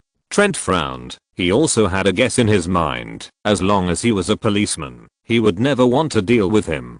He a vigilante who does not believe in the law, does not believe in judgment, the Punisher. "It shouldn't be," Trent said. "If it was him, there would be no one alive." Trent looked at Scarlett, who had fallen asleep in the backseat of the car due to fear and exhaustion. "It will be easier to interrogate those bastards in the hospital." On the other side, the coward who escaped by chance in this kidnapping case drove quickly to a private estate. He was an expert here, and he came to an office without any obstacles. In the office, a bald fat man in a suit, and with a cane, looked at the coward who escaped by chance expressionlessly. Did he let someone run away? Half of the bald fat man's face was illuminated by the desk lamp, and the other half was hidden in the shadows. "The one who killed me was a freak, and he killed everyone, except me by himself." Silence. The oppression that made people suffocate. The suffocating silence. It's true. He couldn't bear the gaze of the underworld emperor, nor the silence that made people suffocate, so he could only emphasize it again. When did New York have such a difficult guy? 50 people armed with guns and live ammunition. If it were him, he would not dare to say that he was unscathed. "Send someone to check who this is." The voice in the dark was a little cold. What about the formula? Go to the police station and snatch the person out. The black cold voice was very confident. If it were me interrogating, I might have got it long ago. Just wait a while. The fat man slammed the table and stood up. I wanted to help Osborn make up his mind. It seems that it is not the right time, but it doesn't matter. There are still many opportunities for us to cooperate. Don't do anything to the police. You just need to check who he is. Got it? The voice in the dark responded. The owner of the voice walked out of the darkness, revealing the back of his hand like an albino, which made the cowardly thug who was paralyzed on the ground tremble in his heart and dared not move. Lizu rode a motorcycle and left West Central City. When he left, he called the police. As a villain, calling the police was the first time, and this novelty almost made him impulsively want to be a superhero. Boom! Exclamation mark. After the accelerator sounded, this idea was completely dispelled. The dark sky suddenly flashed with dazzling light. What festival is today? Lizu stopped the motorcycle and looked up at the fireworks exploding in the sky. No, that firework is getting closer and closer. Rolling with rolling heat waves, burning his face. Meteorite? No. With a bang, it hit the road 200 meters away from him, and the car flew across, and a big hole was blown in the ground. The shaking ground shook the motorcycle and Lizu's crotch. The smoke and dust dissipated, revealing two iron guys entangled together, the silver-white alloy Iron Man, and the other was a modified behemoth, and the shadow of Iron Man could barely be seen. Quick, get out of here. It's too dangerous here. Iron Man shouted at Lizu. This superhero who was about to enter the stage of history warned loudly to prevent innocent people from getting hurt. Lizu was very obedient, and he was not interested in a fight between two iron sheets. If the iron sheets became his collection, he might be very interested. It's not time yet. Bus. Exclamation mark. Lizu drove away in the billowing black smoke after hitting the accelerator. It was still the mysterious building. The one-eyed director, wearing a black leather windbreaker, sat at his desk and looked at the computer. The computer was playing a surveillance video of the battle between the Iron Men that Lizu had witnessed not long ago. He tapped the keyboard and looked up at the door of the office. Someone happened to knock on the door at this time. Knock knock, come in, he said. The person who opened the door was a woman in special combat clothing. What's the matter, Hill? Two Iron Men were flying in the sky and fighting each other. The initial speculation is, it's Tony Stark. The one-eyed director interrupted the female agent. He almost wrote on that piece of iron sheet, here are the words Tony Stark. He was also quite helpless about his flamboyant personality. I will take care of this matter, he said. Seeing that Hill didn't leave, he had to ask again. Anything else? Yes, there is one more thing. A kidnapping case occurred in Clinton District. The hostage is a student of Professor Connors of Osborn Industries. According to her, she was rescued by a mysterious person. This person's combat power can at least fight 1 to 50. After investigating the kidnappers who woke up, it can be proved that what she said is true. Moreover, by retrieving the confession information, the person once threw a toy and turned the toy into reality. There are only 2 mysterious actions related to toys in recent times, and it is difficult for people not to connect them together. Can our Hawkeye and Black Widow do it? The one-eyed director asked back. Assassination and sneak attack may be possible. If it is a head-on confrontation, only the hero from 70 years ago can do it. Hill's evaluation was very pertinent. Yes, I think so too. Collect his information for the time being. The one-eyed director stared at the paused screen of the 2 Iron Men fighting on the computer with one eye. For those who like to disappear, let them hide for a while. When the time is up, he will jump out voluntarily. Yes. Agent Hill saluted and left. Chapter 137 Cancer, Bestiality. Late in the night, in the factory workshop, Lizu pushed open the door and stretched his body. Professor, how did you sleep? He made a lot of noise, disturbing Professor Connors who was sleeping soundly. It seems that we can cooperate well. I like partners who abide by the rules. Professor Connors looked over Lizu's shoulder, but didn't find the figure. Where is Scarlet? It will be on the news tomorrow. You can leave now, just let me go. Professor Connors couldn't guess Lizu's thoughts. If the other party let him go directly, why did he bring him here? I just want to invite you to be a guest here. Lizu reached out to grab the candy plate. You can leave after the chat. Do you want me to see you off? You don't want to lock me up? Professor Kana's brains were a little insufficient. We have a healthy cooperative relationship. Healthy cooperation. He jumped lightly, sat on the machine tool, and crossed his legs. He tore open the candy wrapper with both hands and threw the hard candy into his mouth. Well, I like strawberry flavor. I will visit you again tomorrow. I really leave. Professor Carnes couldn't guess what the other party meant. He walked out all the way without any obstruction. Yes, he could even see the street lights on both sides of the road. The yellow taxi stopped in front of him. Sir, do you want a ride? I'm going to the police station. Professor Carnes sat in the car and there was no accident until he arrived at the door of the police station. Misled, he came to a conclusion. Lizu didn't want to lock him up. Although he didn't know what happened to him on the way back and suddenly wanted to change his plan, Professor Carnes was sure that when he was visiting at the beginning, his goal was to lock himself up. And the means of detention were also very clever. There were no handcuffs, cages, ropes, or guards. Lizu only used psychological hints from beginning to end, turning people into toys and throwing them into the trash can, or human-shaped toys placed on machine tools. And Lizu's swaggering posture when he left all hinted to Professor Connors that he had made sufficient and perfect preparations and should cooperate well. Professor Connors walked into the police station. I'm Professor Connors. I want to see Scarlet. Scarlet was brought over by the police soon. Professor. Scarlet flew into Professor Connors' arms. She told Professor Connors about her experience and her fear. It's okay. It's okay. Did you say anything to them? Professor Connors asked in a low voice. No. Scarlet shook her head vigorously. I haven't told them the formula. I know they kidnapped me for the formula. Well, the formula is not perfect yet. It must be kept secret. The relationship between Professor Connors and the female student does not seem to be that close, but has a more tough link. Is that person your friend, Professor?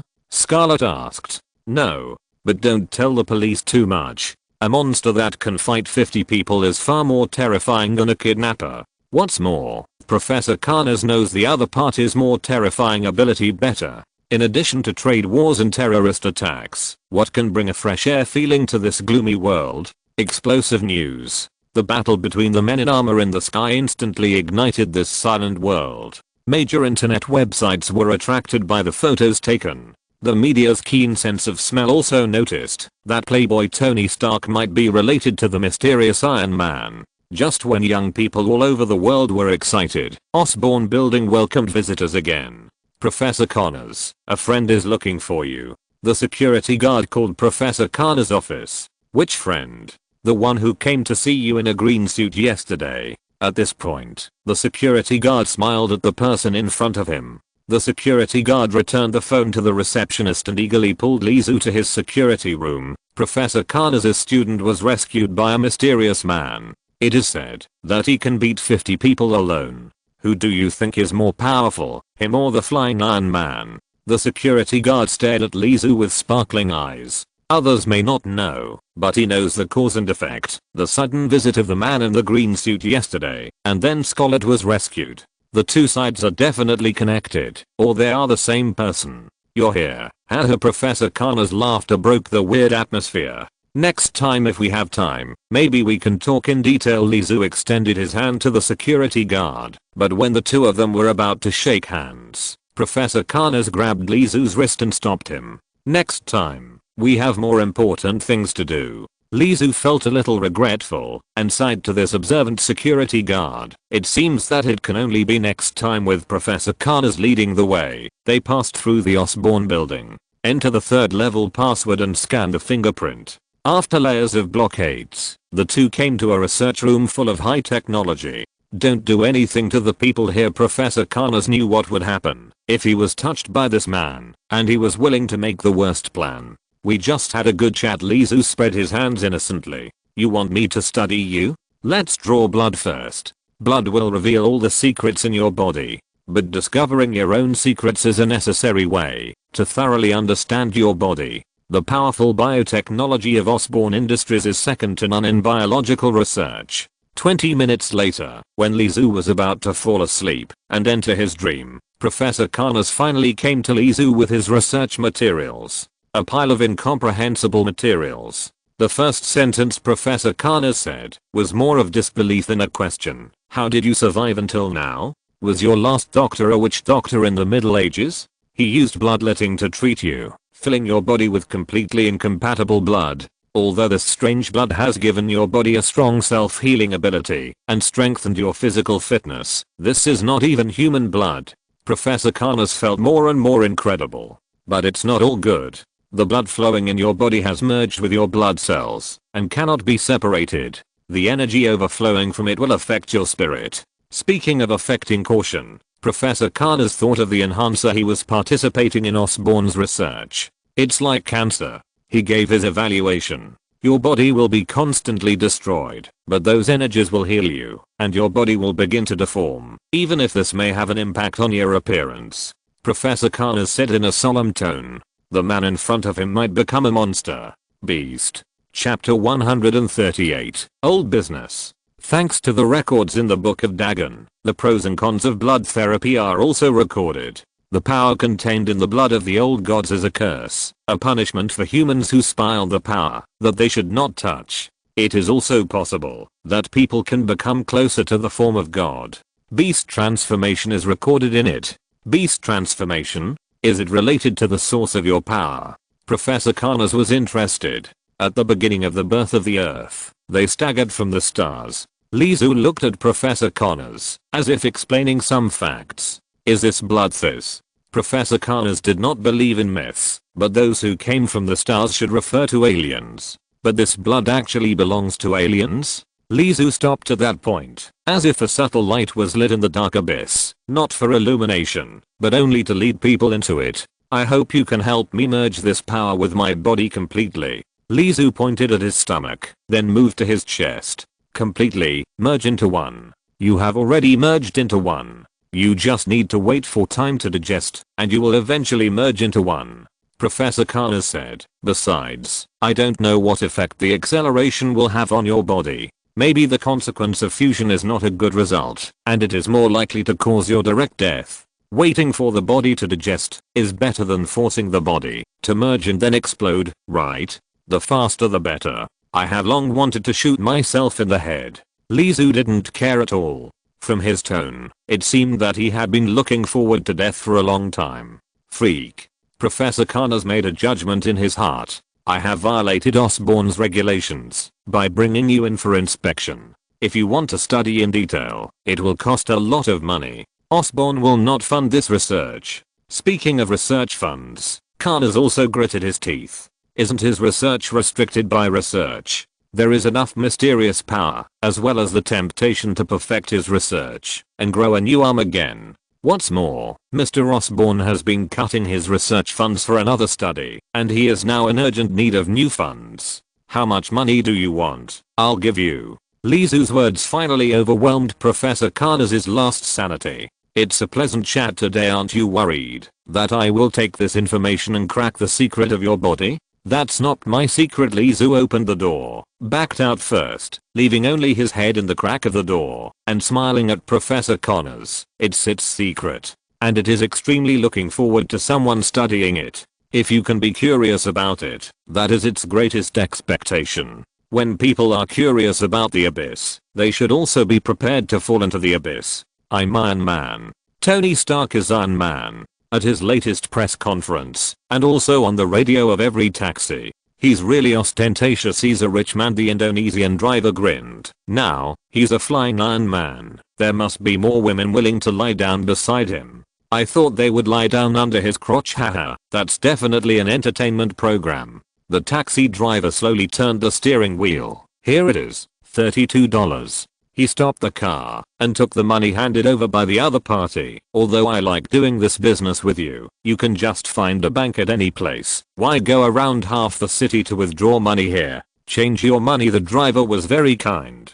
Thank you. Lizu took the change and put it in his pocket. He took out a candy from his pocket and peeled off the candy wrapper. He put the fruit hard candy in his mouth, and his eyes were also on the high-rise buildings in front of him. My friend said that there is a lot of cash here. It's convenient to withdraw money. As he spoke, the hard candy swam in his mouth. Friend, it's the 21st century now. You can consider swiping a card.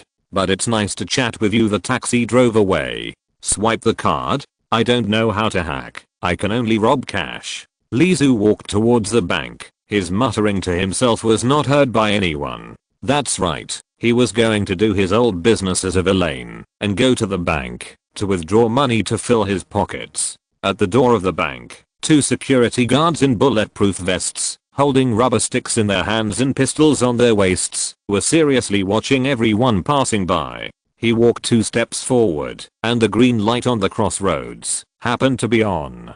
Before the security guards noticed Lizu, he turned his feet sharply and walked away with the flow of people crossing the sidewalk. It was not until 5 minutes later that a woman wearing a windbreaker and a wide-brimmed sun hat walked into the bank. Her special red and blue fashionable hair color attracted the attention of the security guard at the door. Fashionable and beautiful women are eye-catching everywhere. Another half an hour later, Lizu swaggered into the bank. He stood in the bank lobby, turning his head to observe. The bank lobby covers an area of about 1,000 square meters. There are 5 counters. 2 counters are on standby, and there are several people doing business at the other 3 windows. The woman who was asking about financial management and investment turned her head slowly, met Lizu's eyes, and smiled widely. A slight wink was their secret signal. There were also security guards in the hall, with pistols on their waists. There were 3 of them. Lizu had been standing in the hall for too long, so he naturally attracted the security guards to come over and ask, "Sir, what business do you want to do?" The security guard should be a veteran. His chest muscles bulged his uniform, and he looked down at him with a sense of oppression. "Withdraw money." Lizu retracted his gaze. "Sir, you have to line up here. Standing here looking around, you can't withdraw money. Of course, you can also consider using an ATM." "Thank you." Lizu nodded, quickly reached out, and grabbed the pistol on the security guard's waist, and raised the gun before the other party was stunned, and had no time to react. Bang! The gun shot. Everyone's heart also jumped at the same time. "Robbery, please cooperate. Rob a bank, shoot." Ordinary people, including the salesperson, were just stunned and took advantage of them to start a riot, screaming, and some people ran out. The security guard standing in front of Lizu attacked Lizu immediately. How could a short Asian man possibly beat a strong white man? Even if he had a gun, his hands were still raised high. "Don't mess with me." The security guard grabbed Lizu's raised arm, kicked Lizu's cuff diagonally with his foot, and used his shoulder to push him diagonally. He was ready to kill this stupid robber with an over-the-shoulder throw and get his monthly bonus. Lizu suddenly pulled his hand back and smashed his elbow down, hitting the security guard's face hard. Crack. The bridge of his nose was broken, and before the security guard could cry out in pain, Lizu had already turned around quickly, twisted his wrist, and grabbed the security guard's arm, pinning it behind his back. The leather shoe lightly kicked the inner bend of the security guard's knee. "Ah!" The security guard screamed and knelt on the ground. The little giant was easily knocked down by the short man. "Thank you for the 500 starting coins reward." Chapter 139 Robbery. Bang, bang. Lizu fired 2 more shots at the top of his head, and the commotion ended. "We are robbing a bank now. Please cooperate. I'm here to withdraw money just like everyone else." "I." "Put down the gun. Raise your hands." This was Lizu's first time robbing a bank, and he had prepared a draft for it, so this was also his first time giving an impromptu speech. But the 2 security guards behind him interrupted him very much according to the routine. They finally reacted in this sudden robbery, and pulled out their guns, and aimed at Lizu's head. However, seeing Lizu 10 meters away, and his companions in his hands, the 2 security guards were frightened and dared not shoot. Shooting means taking the consequences. Killing the robbers is fine, but if you kill your companions by mistake, maybe it's a good idea to hold on and wait for the police to come. But Lizu hated the standard lines in TV dramas very much. He turned around. Bang, bang, bang. Exclamation mark. He fired 3 shots in a row. "Ah, ah, ah." 3 screams. The 3 shots accurately hit the wrists of the 2 security guards, and the guns fell to the ground at the moment when blood splashed. The 3rd bullet passed through the 2 people and hit the calf of the customer who was about to escape the bank. The man screamed and fell to the ground. The other 2 security guards in the hall rushed behind the counter to hide and rang the alarm. The red light flashed rapidly with the alarm. With 5 armed security guards guarding the bank, it was not like an iron barrel, but it could be called a solid fortress. However, the man in a suit in front of him used the stolen pistol and gained the upper hand in a moment. At this time, the only hope was the police. People squatted on the ground and trembled, holding their heads. The man who tried to escape was lying on the ground. He was a lesson for everyone. Now everyone squatted there quietly, not daring to move. "Please prepare the money, I'm in a hurry." Lizu came to the counter, reached out and knocked on the bulletproof glass, took out a round object wrapped in cloth from his pocket, and slapped it on the counter. Grenade? Detonator? Or dynamite? No matter what it was, the bank clerks at the 3 windows sped up their speed and took out the money behind the counter. "Can someone hand over their guns?" Lizu walked to the 2 security guards who had fallen to the ground and picked up their pistols. The 2 security guards in the dark were unmoved. The moment they rang the alarm bell, their mission was completed. Now they only had to wait for the police to arrive and leave all the difficult matters to the police. But Lizu had no intention of letting them rest. Hiding behind 2 counters, the 2 security guards looked at each other and nodded, and they already understood each other's intentions. Bang, bang, bang. The bullets hit the 2 counters of their bunkers. Lizu used this method to tell them that he had full control of their positions and he would not let the 2 of them hide like this. The 2 security guards quickly exchanged glances. There was only one person on the other side. If they fought once, they might have a chance of winning.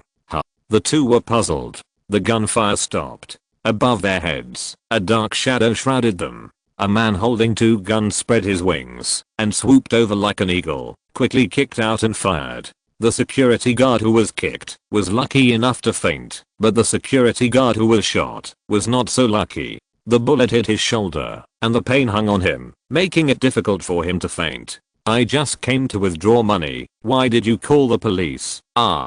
Lizu sighed, as if he didn't understand the security guard's suicide action, but the security guard had more curse words in his heart. He was a security guard. If he didn't fight hard when he should, the boss would definitely kill them first.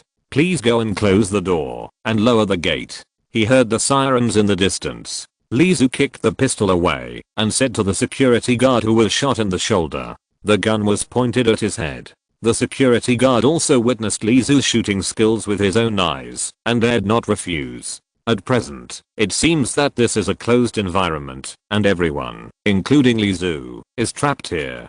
The money is not enough. Lizu looked at the small mountain of banknotes on the counter and shook his head unsatisfiedly. The bank employees did not dare to stop and had to open the vault door. The only thing was that there was only one man in the green suit from the beginning of the robbery to now. How could he take away all the money? As soon as the gate was lowered, the police car appeared and surrounded the bank. 5 police cars, more than 20 policemen, opened the car door as a cover and aimed the gun at the bank door.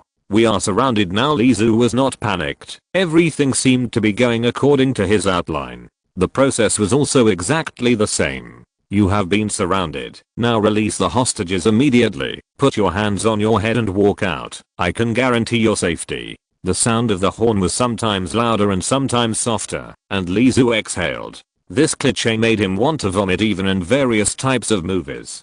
Seeing the hostages all over their faces, thinking that they were about to be rescued, Lizu poured cold water on them at the right time. "I will leave after I rob the money. Now the police have surrounded me here. I can only kill 2 hostages first." "Oh, right. You are my hostages." The atmosphere was like a basin of ice water poured on a candle-sized flame, and it calmed down instantly. That's right, if the police hadn't come, this robber who was not masked, had no companions, and even wore a suit would have taken the money and left quickly, but now because of the arrival of the police, they have to take the risk of their lives. Outside the bank, on the upper floors, snipers were already in place. The explosion-proof team carried explosion-proof shields and slowly approached the bank door from both wings. Another team quietly walked towards the back door of the bank. Hand over the hostages, you are surrounded. The policeman was still saying something that no one would take seriously. The door can only be opened from the inside, a button type lift gate. We can't open the door remotely, and he destroyed all the monitors. We don't know what's going on inside, the policeman reported quickly. But until now, there has been no response from the bank. At this moment, the poster on the glass door of the bank that was used to block the view was torn off, revealing a face full of fear.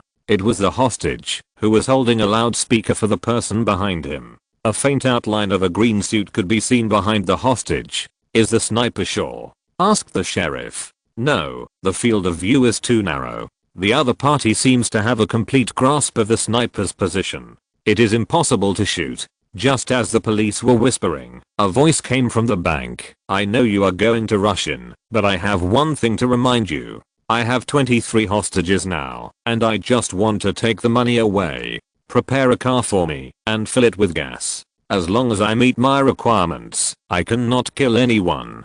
Of course, you can also choose a tougher method, but that may have some consequences. Bang! The gun went off, and everyone's heart couldn't help but twitch. Sorry, my gun went off accidentally. The voice didn't sound like an apology. Arsehole, arsehole, arsehole. The sheriff scratched his hair in anger, but he could do nothing. 5 minutes, if there is no car, you will hear gunshots again. Lizu, who was hiding behind the hostages, seemed to notice the reporter's camera, which is more important in this country, money or human life. We will know the answer soon, and I believe all of you will know the answer too. Chapter 140 Iron Man and the Robber.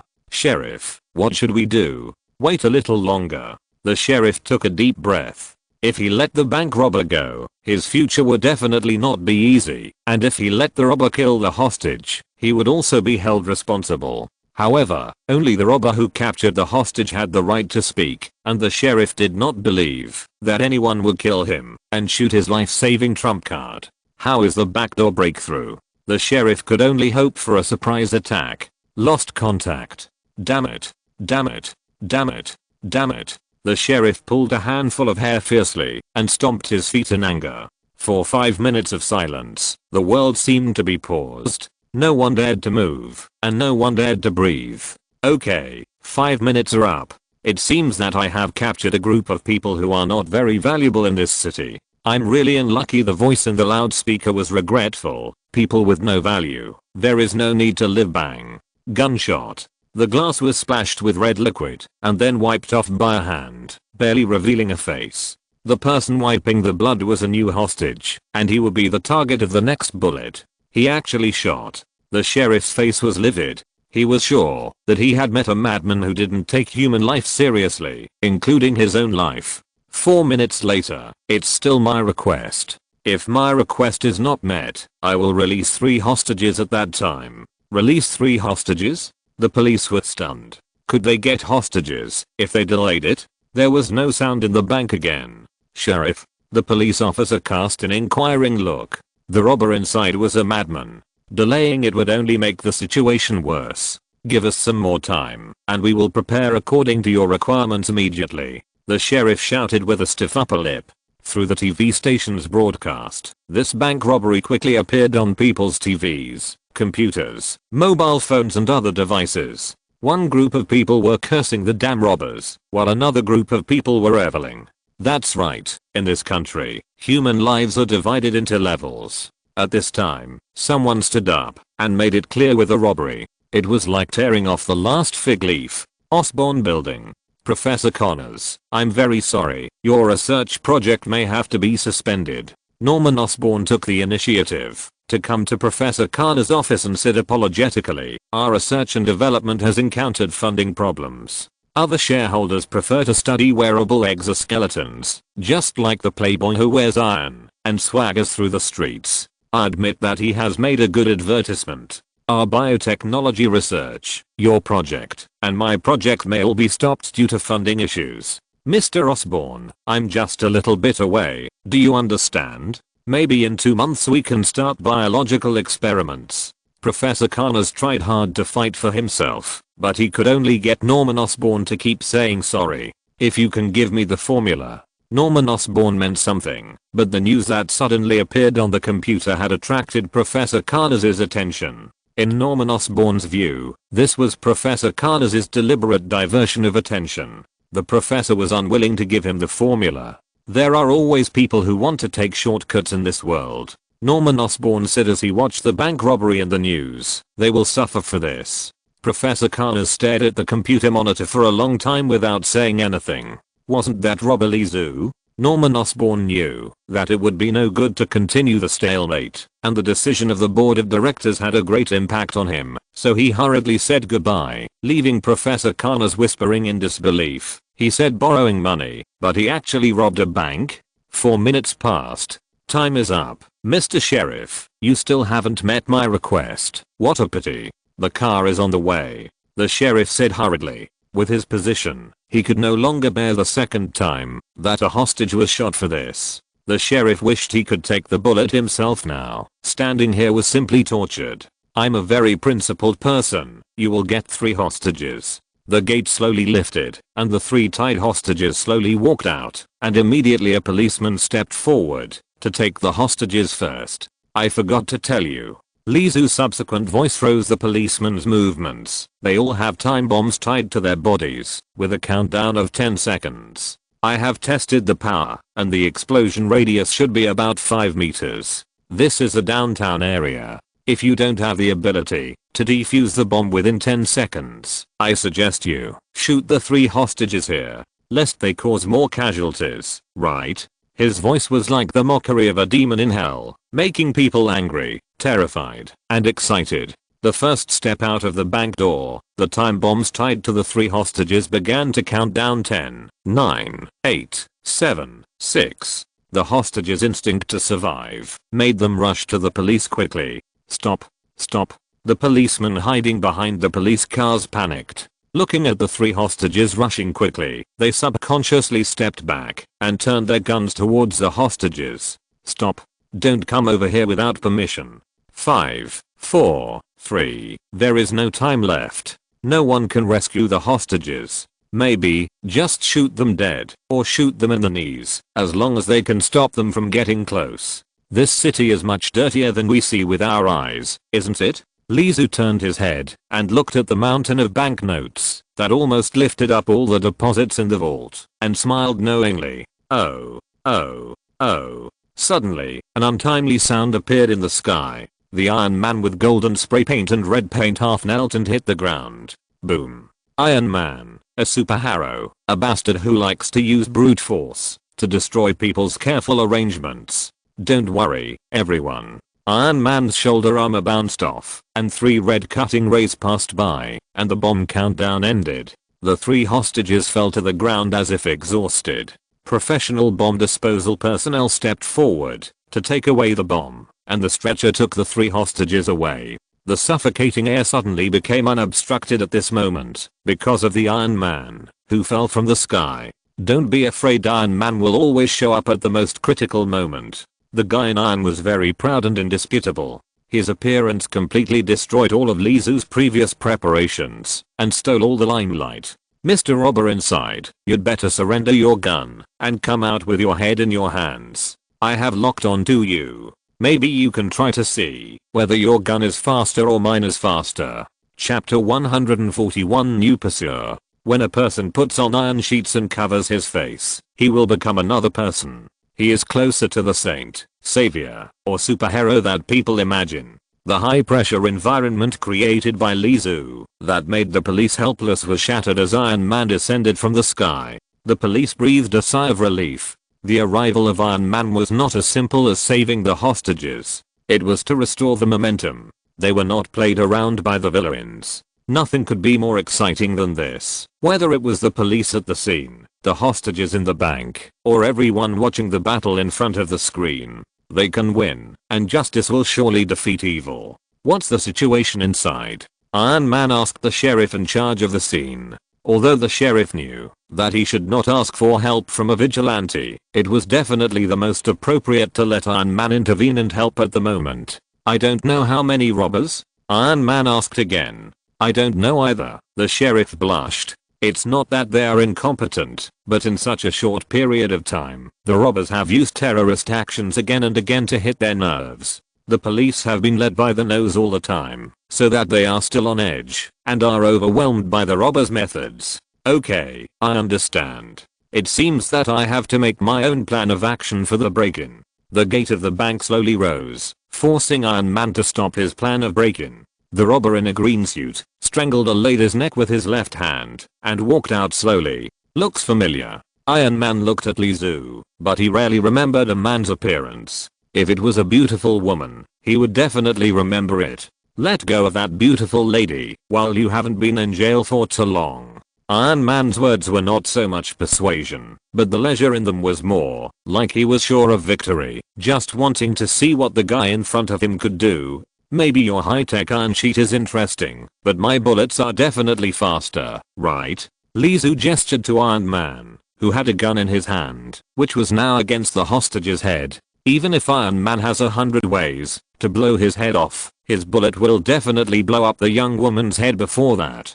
Hey, friend. Don't you want a car to escape? Look, the car is here. They just drove over. Iron Man is ready to divert the other party's attention. As long as there is no hostage threat, he can easily beat the other party without any chance to fight back. Iron Man's actions cannot let the hostage be killed, not to mention that she is a lady full of crazy charm. Your efficiency is really low. Lizu still did not panic because of the siege, or do you think the people inside are not that valuable? Put away your temptation. You also know that you can't escape from me, right? Surrendering now will help you the most. Iron Man interrupted Lizu's verbal guidance. If people see the police giving up the hostages and then connect the other party's human life is worth different value speech, how much impact will it have on the country? After giving up the hostages and the bank behind him, his threat value has been reduced. Do you think I only have these hostages? Lizu's eyes seemed to penetrate the iron mask and see through Iron Man's thoughts. His words made the relaxed people tense up again, including Iron Man. Can you tell me how long it will take until 12 o'clock? 8 minutes left. Iron Man felt something was wrong. This man was too leisurely. It didn't seem like he was being pointed at by dozens of guns. Instead, it seemed like he and others were surrounded by him. Okay, it seems that we can still make it. I have buried explosives in 3 places in this city. I can tell you the location of the explosives, but whether you can successfully defuse the bombs depends on you. I think the only one who can rush to the scene the fastest and defuse the bombs is this Iron Mask, right? Looking at the police who were nervous again, including the triumphant Iron Man, who had stopped laughing at this time, Lizu smiled and said 3 locations. Stark Industrial Building, City Hall, Hospital.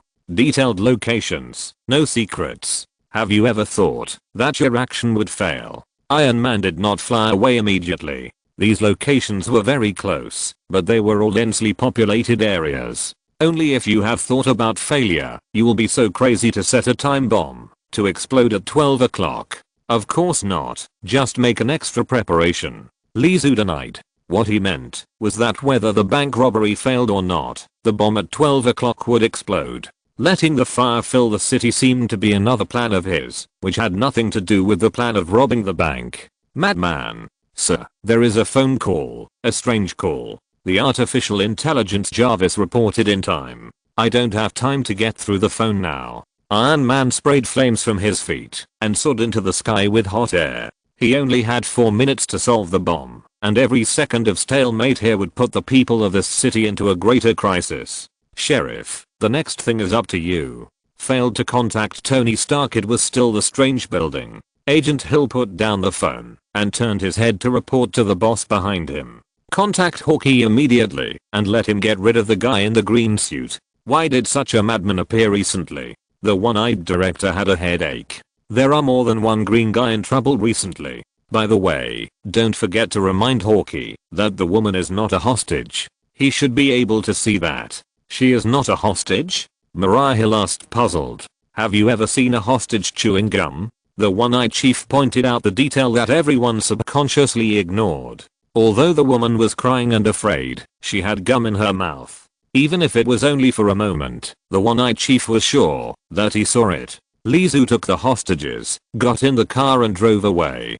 From beginning to end, he let the hostages stand in front of him to prevent sniper sneak attacks. 3 police cars followed reluctantly. In the bustling city, the next pursuit will be full of variables. The police who stayed in place quickly rushed into the bank. Each hostage was tied up and covered his mouth with tape. In addition to the bank security guard who was shot and fainted, the police who secretly broke in from the back were also tied up. The sheriff tore off the tape on one of the mouths. The robbers were not alone. The police shouted immediately, "That woman, it was she who attacked us." What? The car was running wildly on the road. The police car behind honked and chased after it. Who was that man just now? Cyborg? Harley Quinn sat in the passenger seat and laughed. He looks so stupid. He is different from Cyborg, but he is a real person, just wearing a layer of iron. What a funny outfit. Is he going to sell dolls? Harley Quinn still didn't stop her laughter. There are many real steel bodies, and it's the first time she has seen one wearing a layer of iron. No wonder she thinks it's interesting. Whoosh! Exclamation mark. A black line flew from a distance and went straight to Lee Zhu's head. Bang! The front windshield of the car was pierced, and the black line continued to come. After Lee Zhu tilted his head to avoid it, the black line stuck to Lee Zhu's neck and banged into the car seat. This is an arrow, and the tail of the arrow is shaking slightly. Chapter 142. Arrows and bullets that hit the target. Trouble is coming. Lee Zhu had just finished speaking. Whoosh! Another arrow shot at Harley Quinn, and this arrow unexpectedly shot at Harley Quinn. Lee Zhu slammed on the brakes, and with the engine roaring, he swung the rear end of the car sideways to change direction, narrowly letting the arrow that shattered the windshield brush Harley Quinn's face. Puff! The arrow pierced into the back seat of the car, leaving only a muffled sound. "I'm a hostage, a hostage. You almost killed me," Harley Quinn protested to the hidden shooter in the dark. Puff! Puff! 2 more arrows shot at them, and this time the arrows were not aimed at Lee Zhu and Harley Quinn, but at the tires. The tires on both sides deflated, and the car lost control of the steering, spinning rapidly like a gyroscope, knocking off 2 oncoming cars, and then overturning to the ground. Rumble. The car slid several meters before stopping. The 2 climbed out of the car, and after Lee Zhu touched it with his palm, the thick iron sheet was just a layer of toys. The man hiding in the dark swept his right hand across the quiver behind him, drew his bow again, held his breath, and aimed at the overturned and smoking car, waiting motionlessly. "I'm a hostage, a hostage." Harley Quinn blew bubbles, and although she was mumbling that she was a hostage, she wisely hid behind the car and dared not show her head. Her identity had been exposed. Looking at Lee Zhu, who was half crouching on the ground and concentrating on checking the bullets of his pistol, Harley Quinn seemed eager to try. "Do you want to kill him? He won't let us go so easily." Lee Zhu suddenly raised his right hand and then quickly retracted it. Bang! Exclamation mark. The black arrow with a trembling tail would pierce his palm in just 0.5 seconds. But it was precisely because of the 0.5 second time difference that the black arrow pierced the car door behind Lee Zhu. I already know his position. Not good. Hawkeye, the sharpshooter in the dark, thought it was not good. After shooting an arrow, he knew that the other party had just stretched out his hand just to test him.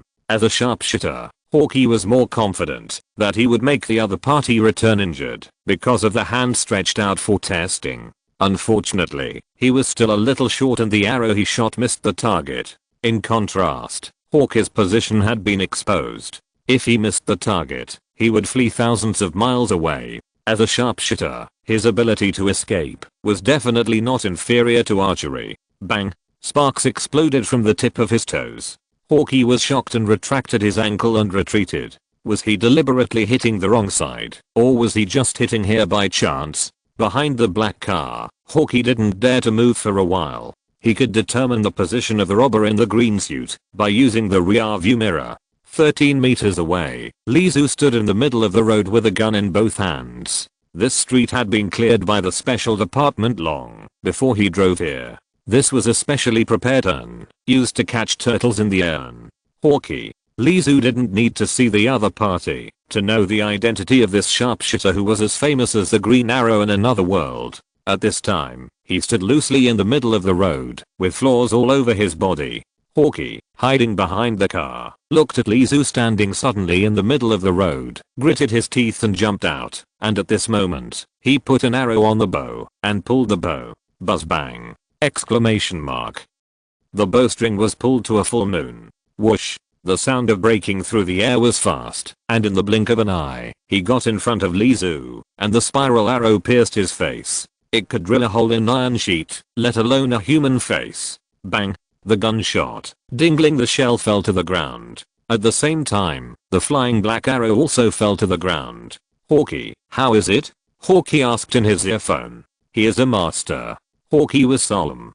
Being able to shoot and hit the arrow flying towards him. The gunmanship is also rare in the army. The special structure of the arrow is destined that, if it is not hit head on the arrowhead, no matter from which direction it is hit, the arrow will only deviate from the direction of flight, and will not completely lose kinetic energy, and fall to the ground. At the critical moment, aiming at the tip of the arrow and shooting, this control ability, Hawkeye has never seen another one.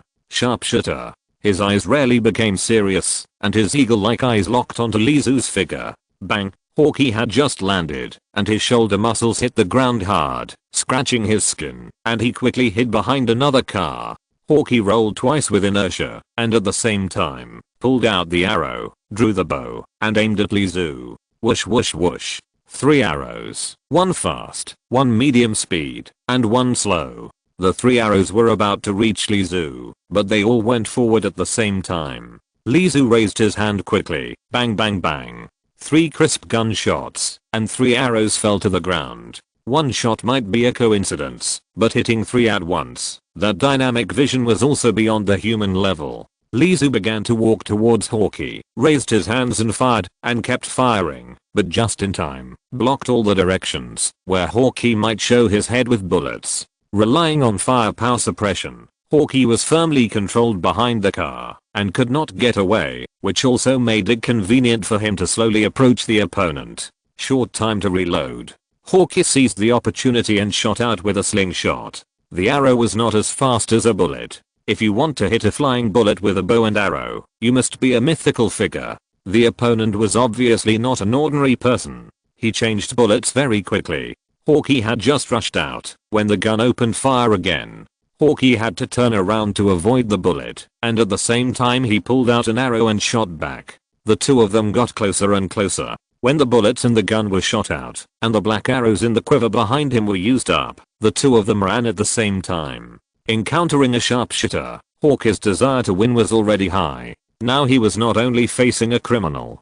Both of them clenched their fists as big as sandbags with their 5 fingers on their right hands and smashed them towards each other. Bang! Snap! The sound of bone cracking was louder than the sound of fists colliding. Ugh!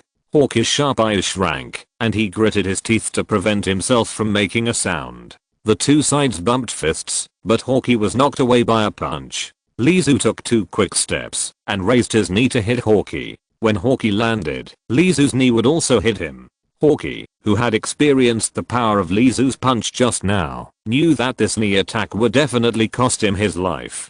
Death was inevitable, but Hawkeye quickly raised the bow in the air, stepped on the back of the bow with his toes, and assisted in aiming with his calf. At the same time, he turned his uninjured left hand, and found that there was still half a broken arrow hidden. The broken arrow was placed on the string, and his left hand pulled the bowstring. His right foot stepped on the bow in the direction of Lee Su, and he easily pulled the bow to a full moon. Boom. Hawkeye's back hit the ground, his body swayed, and his left hand almost couldn't hold the bowstring. He suppressed the salty taste in his mouth, stepped on the bow with his foot, and aimed at Lee Su. Let go. Whoosh. The arrow was almost against Lee Su's flying figure, and Lee Su was jumping horizontally in the air, with nowhere to get leverage, so it seemed that he could not avoid this arrow. The bowstring trembled, and Hawkeye fell to the ground gasping for breath due to exhaustion. He wanted to see the bow and arrow penetrate Lee Su's body with his own eyes. It didn't go as he wished. When the broken arrow came, Lee Su twisted his body and hit his knee sideways, avoiding the direction of the arrow, causing the broken arrow to pierce the car door nearby. The two sides seemed to fight a lot in the air, but in fact it only took less than 2 or 3 seconds. However, because of this arrow, Lee Su's killing move was broken. Lizu took a few quick steps on the ground and was about to kick Hawkeye lying on the ground to make up for the force. Bang, bang, bang. Bullets swept in from a distance, drawing a dividing line on the ground and stopping Lizu. Agents of SHIELD. Thank you Shideo for the 10,000 reward and Mortal Wisdom Z for the 100 starting coins reward. I will update more tomorrow. Thank you. If you're listening to this novel on a channel other than Fanfic World, it means they downloaded and uploaded it without effort. We cordially invite you to visit our channel, Mundo Fanfic Novelos. There you'll find the original version of this story and you can explore many other novels of various genres. We're waiting for you to immerse yourself in a world of incredible novels. Chapter 143 Candy Joke. Grey marks were printed on their chests, and the people who came were all walking steadily and moving quickly. Lizu recognized the marks on the chests of the special combatants. If he had bullets and guns in his hands, he would not mind fighting with these national elites, but his goal had been achieved. If he continued to fight, the guy in the iron suit would definitely come. That angry guy was not easy to deal with. What should we do now?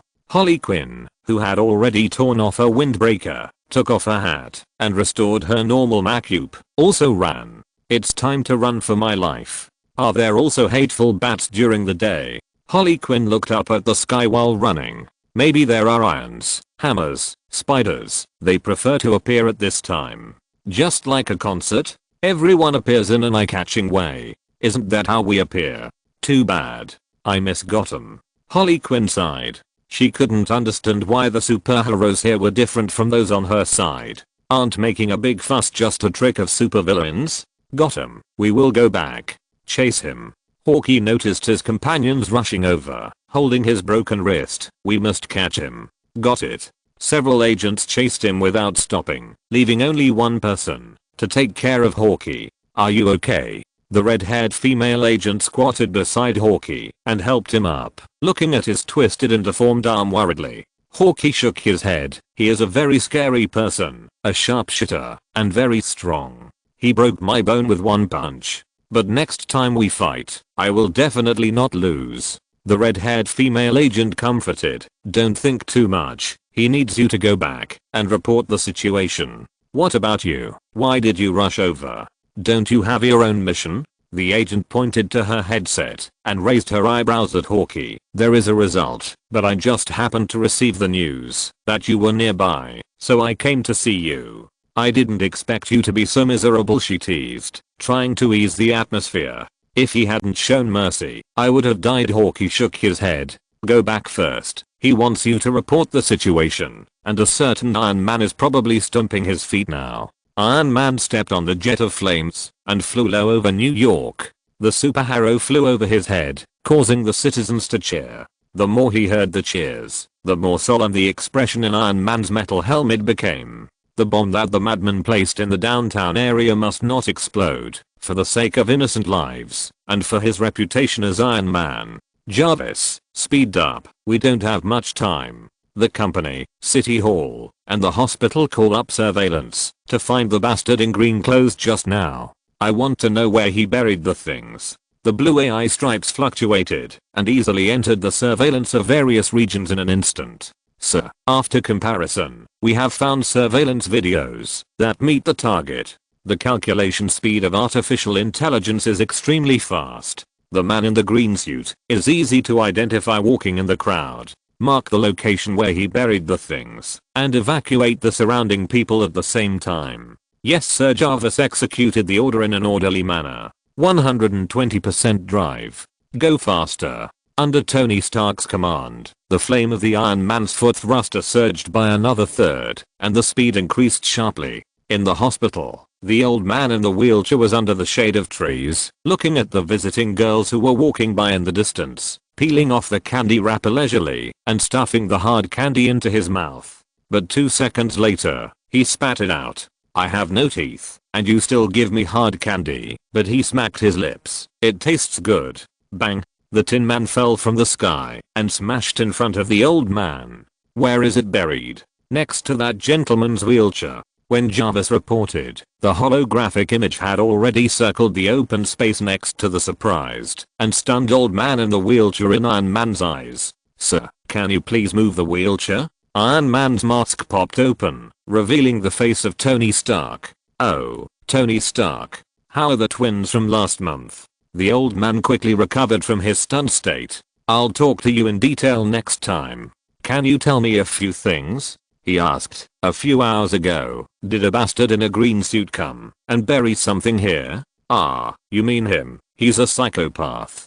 The old man said. He buried a can of candy here and told me that someone would come and take it away at 12 o'clock. If it's taken away, it won't grow into a big tree. The old man stretched out his hand with the candy wrapper in his palm. Can this kind of candy grow into a tree without fertilizer? Iron Man ignored the candy wrapper in the old man's hand. It's here. Iron Man's wrist shot out a red cutting beam, carefully drew a circle on the ground, and dug a hole. Jarvis, scan. Cuboid metal. Sir Jarvis has already built a model. Okay, if we don't have enough time, we'll let it explode in the sky. Iron Man took a deep breath and reached out to dig out the metal object underground. But it was really just a candy box with a Mickey Mouse pattern printed on it. Opening the box, there were 4 or 5 fruit hard candies in it, and the candy wrapper was exactly the same as the one in the old man's hand.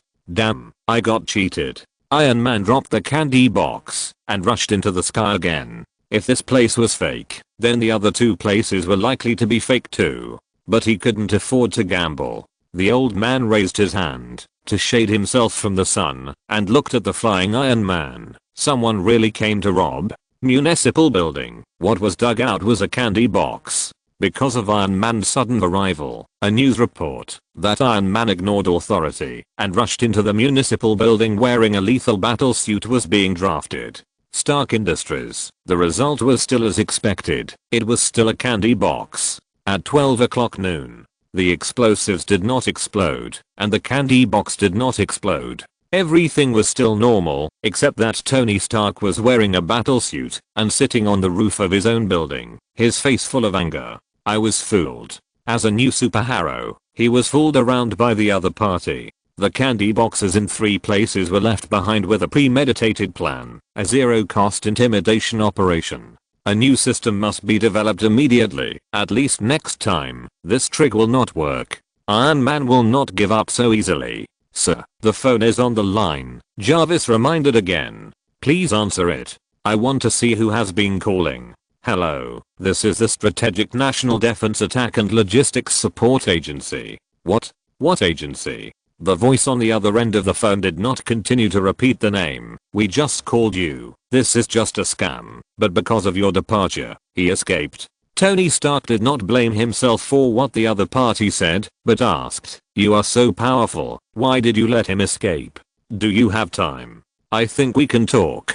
TSK, this is inexplicable. Tony Stark hung up the phone. When he shows up again, I will catch him directly. What agency? I haven't heard of it. Chapter 144. Just call him a toy man. Thanks to Shideo for the reward. More chapters. Strategic Homeland Defense Attack and Logistics Support Agency. Director's office. The phone call was hung up, and the black director looked up and looked at his elite subordinates in the office. It seems that our Mr. Tony Stark does not want to cooperate. He looked at the red-haired female agent. We can only change a way to make him accept it.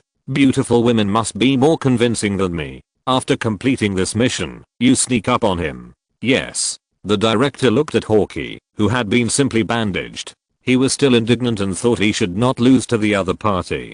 Hawkeye, next time he shows up, I need you to catch him. Yes.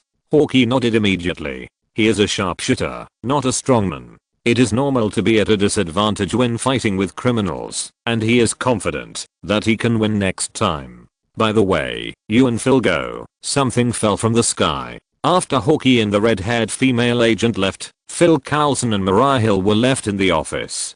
Don't you need to tell Hawkeye about that? Hill asked. The man who robbed the bank today is 90% identical to the man who turned people into toys in appearance. Moreover, the case that happened in Clinton District also proved that he can turn toys into real things in addition to turning objects into toys.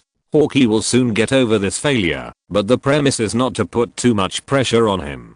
The director's implication was not to tell Hawkeye that the man he defeated did not show his true ability. Coulson, the task of letting Hawkeye relax is left to you. Phil Coulson nodded. He is an agent, not that fragile. Of course I know, but the more important target this time is not the hammer that fell from the sky, but the space fluctuation, which is very similar to when he appeared. I don't think this is a coincidence. I understand. Phil nodded and left the office. Now only the director and Mariah Hill were left in the office. What are you going to do with him? The question still couldn't get around the guy in the green suit. He's just a small problem. I feel like he's coming. The director looked up at the ceiling. His one-eyed eyes seemed to see through the layers of buildings, the atmosphere, and a corner deep in the universe. After sorting out his files, call him. Toyman. Implement the first level action first. The one-eyed director gently pressed the table. Let our Toyman return to the toy cabinet. Professor Connors returned to his home exhausted.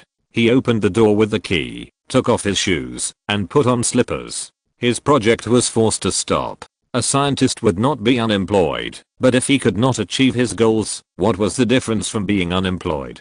Click, he turned on the light. The familiar person was already sitting on the sofa. Professor, good evening. Lizu, who had robbed a bank and played Iron Man today and became famous, sat in the living room of Professor Connors' house with a swagger. What are you doing here? Professor Connors stepped back. He looked scared and timid now, and he was completely different from Professor Lizard.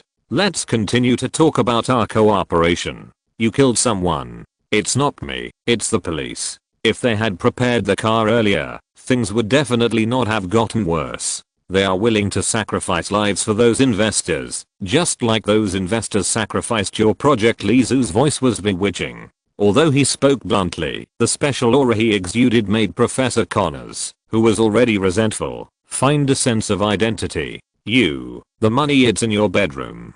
Professor Connors trembled as he walked towards the bedroom. The room he usually used for rest was like hell. He pushed open the bedroom door, which was now extremely heavy. Did you empty the vault? Professor Connors recalled the robbery crime he had seen on TV. As a scientist, he instantly understood the motives of Lizu's behavior. Filling up the car with gas, threatening with hostages, etc., were all just to satisfy the police's desire to delay. The more urgency the police felt, the more they would expect the dopamine secreted in their brains after delaying successfully. Because Lizu also wanted to delay time, he needed some time to empty the vault. The question is, how did Lizu empty the vault in a few minutes? Even Professor Connors, who was not moved by money, saw such a large amount of gold mountain, and his heart was beating wildly.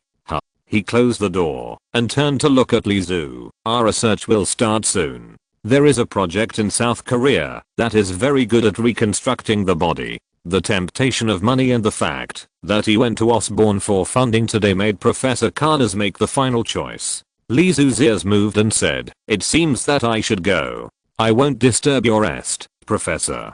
Okay. Although he didn't understand why Lizu wanted to leave suddenly, Professor Connors nodded in agreement. He had no reason to keep Lizu. The money provided by the other party could not only meet his requirements, but also support Professor Connors' own research work. Now, he had to bow his head. Bang, the door closed. Finally, Lizu was sent away. Professor Connors slumped on the sofa. He didn't dare to look at the money in the bedroom. A few more glances would make him crazy. I may have to sleep on the sofa today. He no longer wanted to know how the other party emptied the vault. He just couldn't sleep with the money filling the entire bedroom.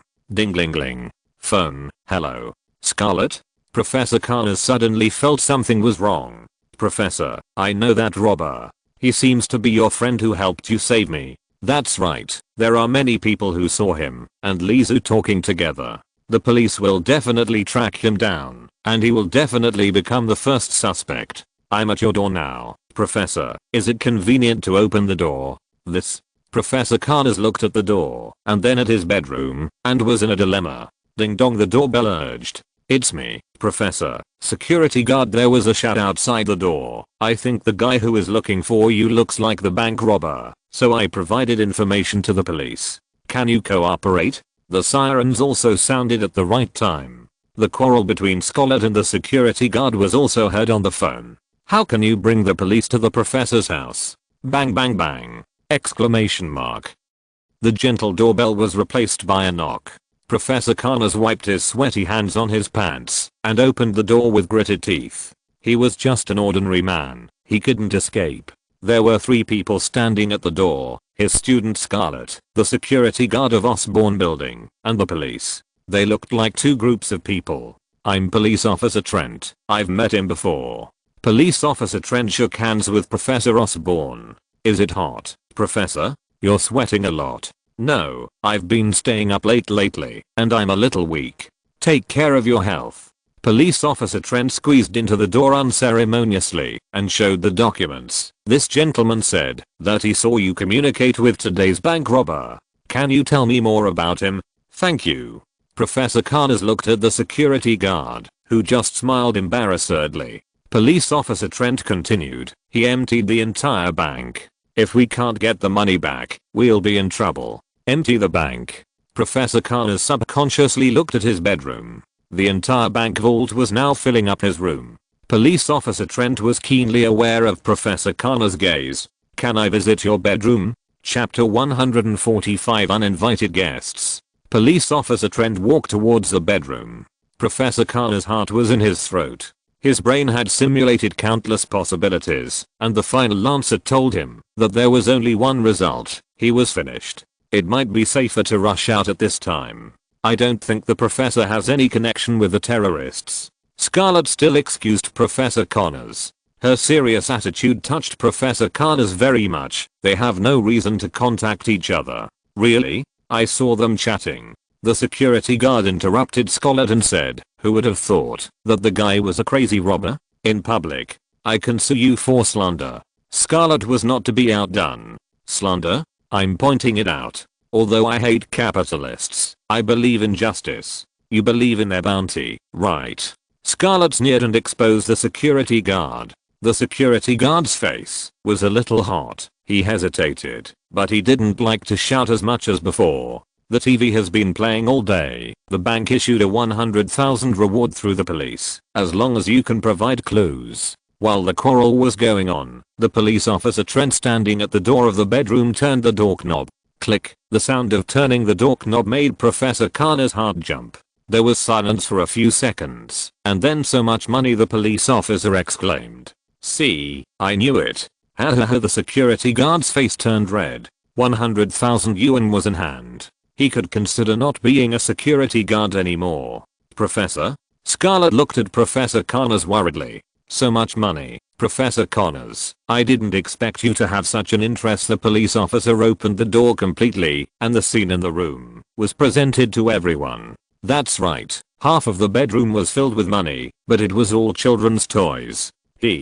Professor Connors laughed dryly. "I was just about to donate some toys. I bought these toys, but haven't had time to sort them out yet.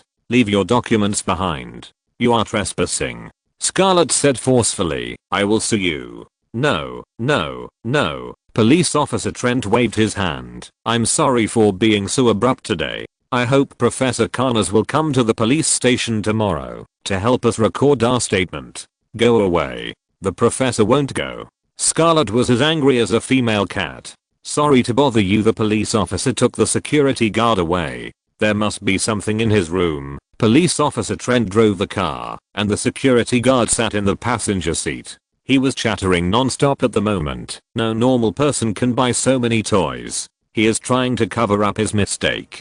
"Mr. Policeman, you should just arrest him," said the security guard. Squeak! Exclamation mark. The tires rubbed against the asphalt road and smoke rose. The police car stopped. "Get out of the car." "But it's hard to get a taxi here, Mr. Policeman."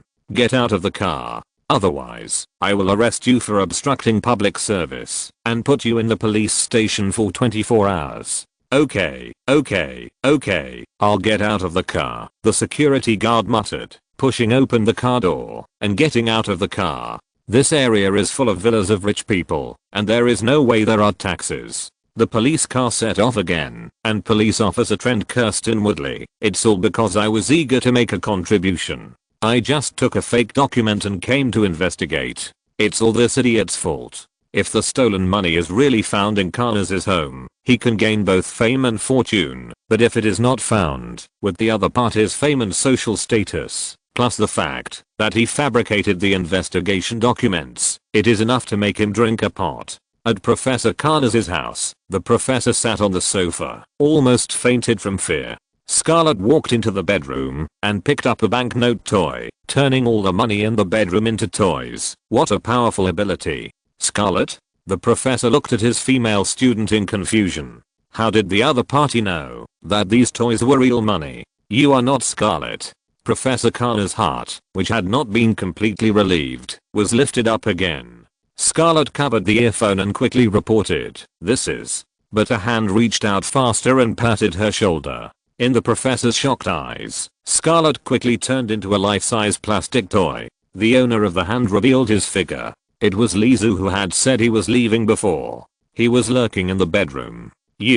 How, her? Professor Connors was a little incoherent. It's just that there are uninvited guests. I can't just leave the mess alone, right, Professor? Lizu squatted on the ground and stretched out his hand to press on Scarlet's face. After a person turned into a toy, some high-tech equipment was revealed in the toy state. For example, the face of Scarlet was taken off, revealing the face of a strange woman behind. She is an agent of S.H.I.E.L.D. Lizu remembered that when he fled the battlefield today, this face was among the pursuers. The real Scarlet must have long been gone from the city and may have been temporarily protected by S.H.I.E.L.D. S.H.I.E.L.D. What should I do now? Professor Connors only knew that he was being targeted by many forces just because he was connected to Lizu. Continue your research. I believe no one will bother you tomorrow, Professor. He gently pressed the toy S.H.I.E.L.D. female agent, and the other party slowly shrank and finally became the size of a palm. The next day, the Strategic Defense Attack and Logistics Support Bureau, the injured female agent reported to Mariah Hill about last night's work and explained the reason for her sudden disappearance last night. A sudden attack injured the female agent and lost half of her arm. The doctor also checked that her arm was bitten off. The other party should be a humanoid creature with teeth arranged similar to humans, but the sharpness is far beyond that of humans and can easily bite off bones. It seems that Professor Connors' contact with him was just an accident. Mariah pinched her eyebrows and had a headache. Now it's not just the problem of toy people. The man-eating monster that appeared in New York is also a headache. That's right, the female agent nodded. I disguised myself as a female student, Scarlet, and learned through indirect inquiries that the toy man approached the professor in order to get in touch with the weapons developed by Osborn, but he didn't seem to have expected that Professor Connors had terminated his cooperation with Norman Osborn yesterday. He can turn objects into toys. We can't ban toy manufacturing, and security checks can't restrict the transit of toys. If he really gets in touch with Osborn's weapons, it would be too dangerous. But there is also good news. It seems that he must convert unilaterally and can't turn toys into weapons at will. Mariah Hill nodded. You've worked hard. Go and recover. The female agent left, and the black director happened to come over. He also listened to most of what he said just now. Things are difficult, Mariah Hill said. We have lost all information. He seems to have disappeared out of thin air, and now we can only guess that he seems to want to get in touch with weapons and create terrorist activities. Have you made an appointment with Tony Stark? Not yet. It seems that I can only visit him in person. Thank you Mo Goofyfan for the 100 starting coins reward. Chapter 146 Gift Giving. Early in the morning, Norman Osborn adjusted his tie and raised his wrist every few seconds to look at his watch. Anxious. Mr. Osborn. The security guard who had been waiting all morning blocked Norman Osborn's way. The brim of the security guard's hat was pulled down very low, blocking most of his face. What's the matter? Although Norman Osborn was unfamiliar with the voice of the security guard, he didn't take it seriously. He couldn't remember every employee of this company. Professor Connors moved out today, leaving all his things behind. The security guard still lowered his head, but Osborn could feel the other's eyes on him. But he left in a hurry, and something fell behind. The security guard quietly handed a USB flash drive to Norman Osborn. Norman glanced at the USB flash drive. Since Professor Connors has chosen to leave, we should respect his choice. Although he spoke in a high-sounding manner, he did not refuse the USB flash drive. The stuff in here is different. It seems to be talking about some special equation or something. I didn't understand it either. I overheard Professor Connors saying that with this thing, it will be possible to regenerate severed limbs and rebuild the human body.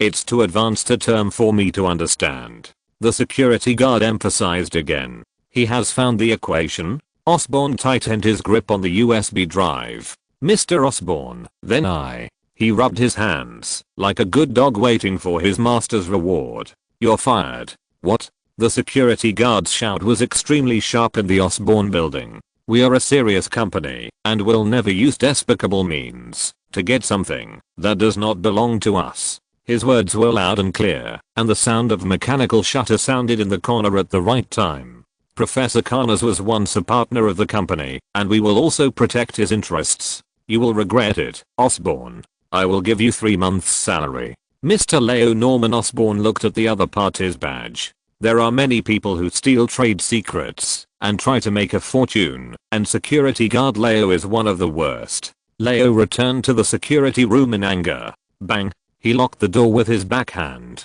took off the hat that covered half of his face, revealing the wanted Asian face. On the chair, the real security guard was stripped of his clothes, tied to the chair with tape, leaving only a pair of eyes struggling hard.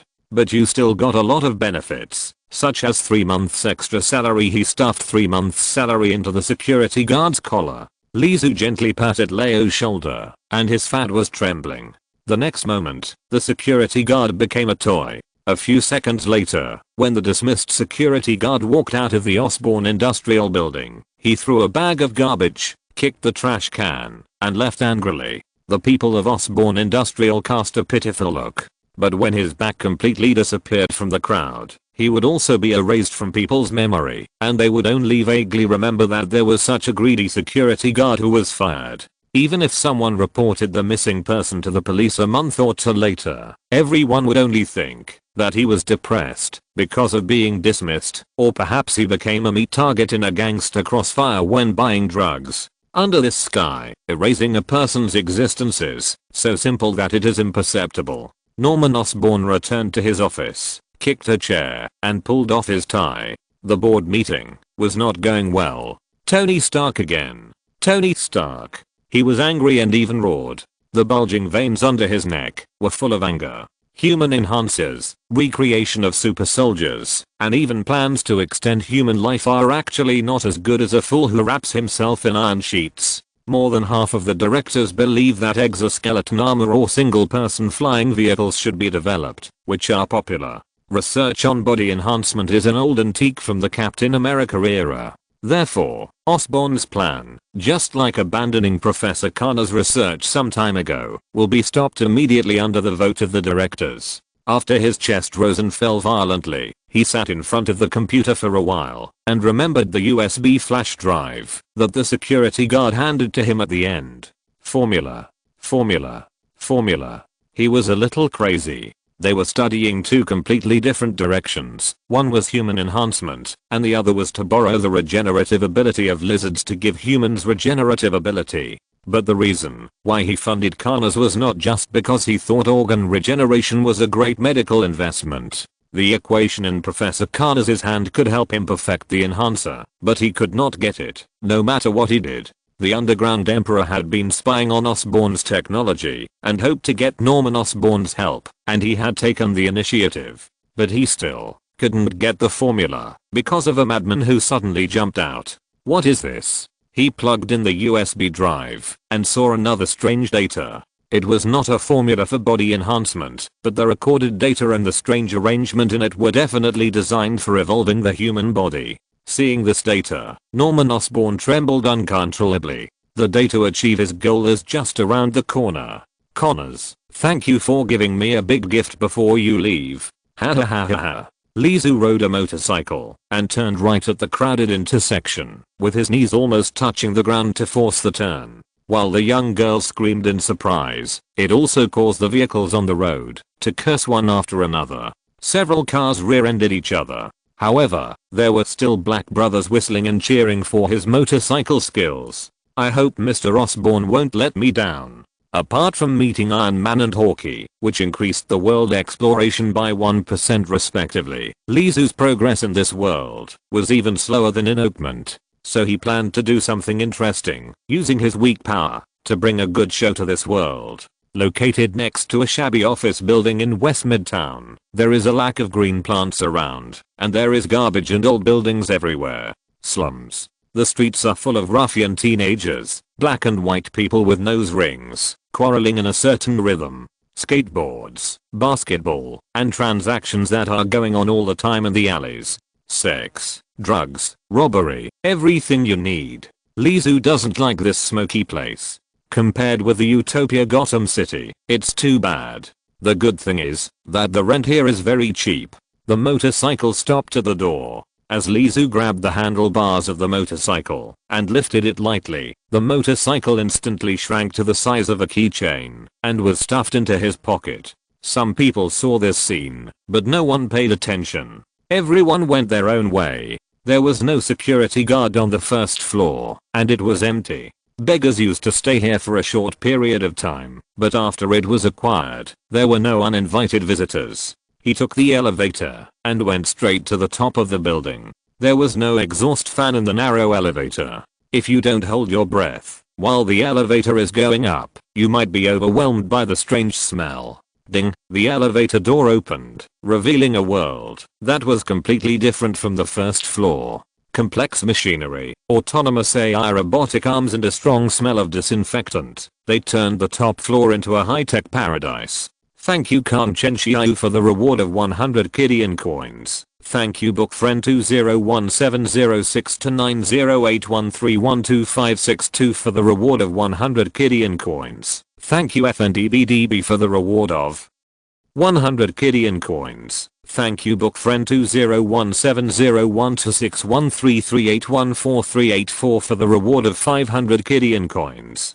Chapter 147 Octopus Tentacles Black Hair. At this time, the one-armed Professor Connors was testing the machine. After countless times of debugging, everything has been adjusted to the best state. He knew very well that he would complete the cooperation with Lee Su today. How are the preparations, Professor? This is the latest workplace of Lee Su and Professor Connors. A huge amount of money has been exchanged for the cutting-edge equipment on this floor. Although I have conducted a forced fusion test on part of the blood you provided, but Professor Connors was very worried. This process may be painful. No, not even painful. You may no longer be you. Your genes will be completely mutated, and you will no longer be a human. The erosion similar to cancer cell lesions in the two completely repelling blood made Professor Connors dare not guarantee the final result. He didn't even dare to guarantee that Lee Su would still be a human after the accelerated fusion. That's too bad. So it can be fused, right? Lee Su took out a toy pistol, and in his palm, the toy gun turned into a real gun. We can talk it out. There's no need. Professor Connors shrank back in fear. Lee Su put the gun into Professor Connors' hand. When I lose control, shoot. Shoot you? Seeing Lee Su nod with a smile, Professor Connors was sure in his heart that Lee Su was a real lunatic. I have always wanted to experience what it feels like to die. Don't you think this is a good opportunity? Lee Su was never afraid of death. If there were someone else who had two lives, he would definitely be braver than Lee Su. Have you finished your own business? Professor Connors held a gun, but he was still afraid of Lee Su, even though he held a gun. It's a gift. Lee Su corrected and took off his clothes. Naked, he lay in the instrument. The cold machine and the buzzing vibration made his heart tremble. Can we start? He was a little impatient. The curse of blood therapy, blood addiction and tyranny have been impacting his nerves. In comparison, crazy laughter seems unimportant. Lee Su missed the days when he just smiled. He was very anxious. The machine has entered the final debugging, and it will start soon. But Lee, you might. Professor Connors looked at the gun in his hand and spoke hesitantly. I'm beginning to look forward to what kind of monster I can become. The calmness of the machine starting up, in the early stage, the power consumption of the catalytic fusion process is not high, and the power supply of the entire old building is sufficient.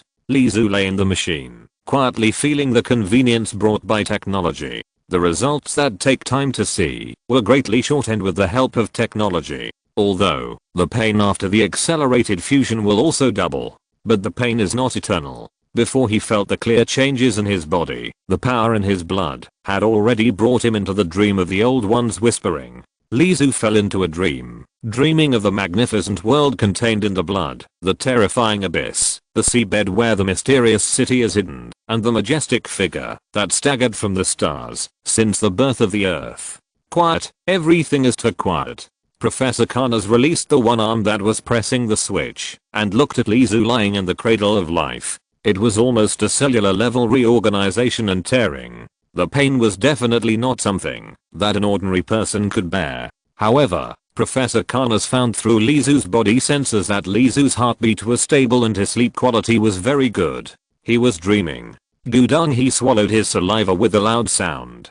Professor Connors took out the pistol given by Lizu. It was too quiet here. Except for the undetectable buzzing sound of the machine and Lizu's weird state. It was so quiet that it was terrifying. Snap.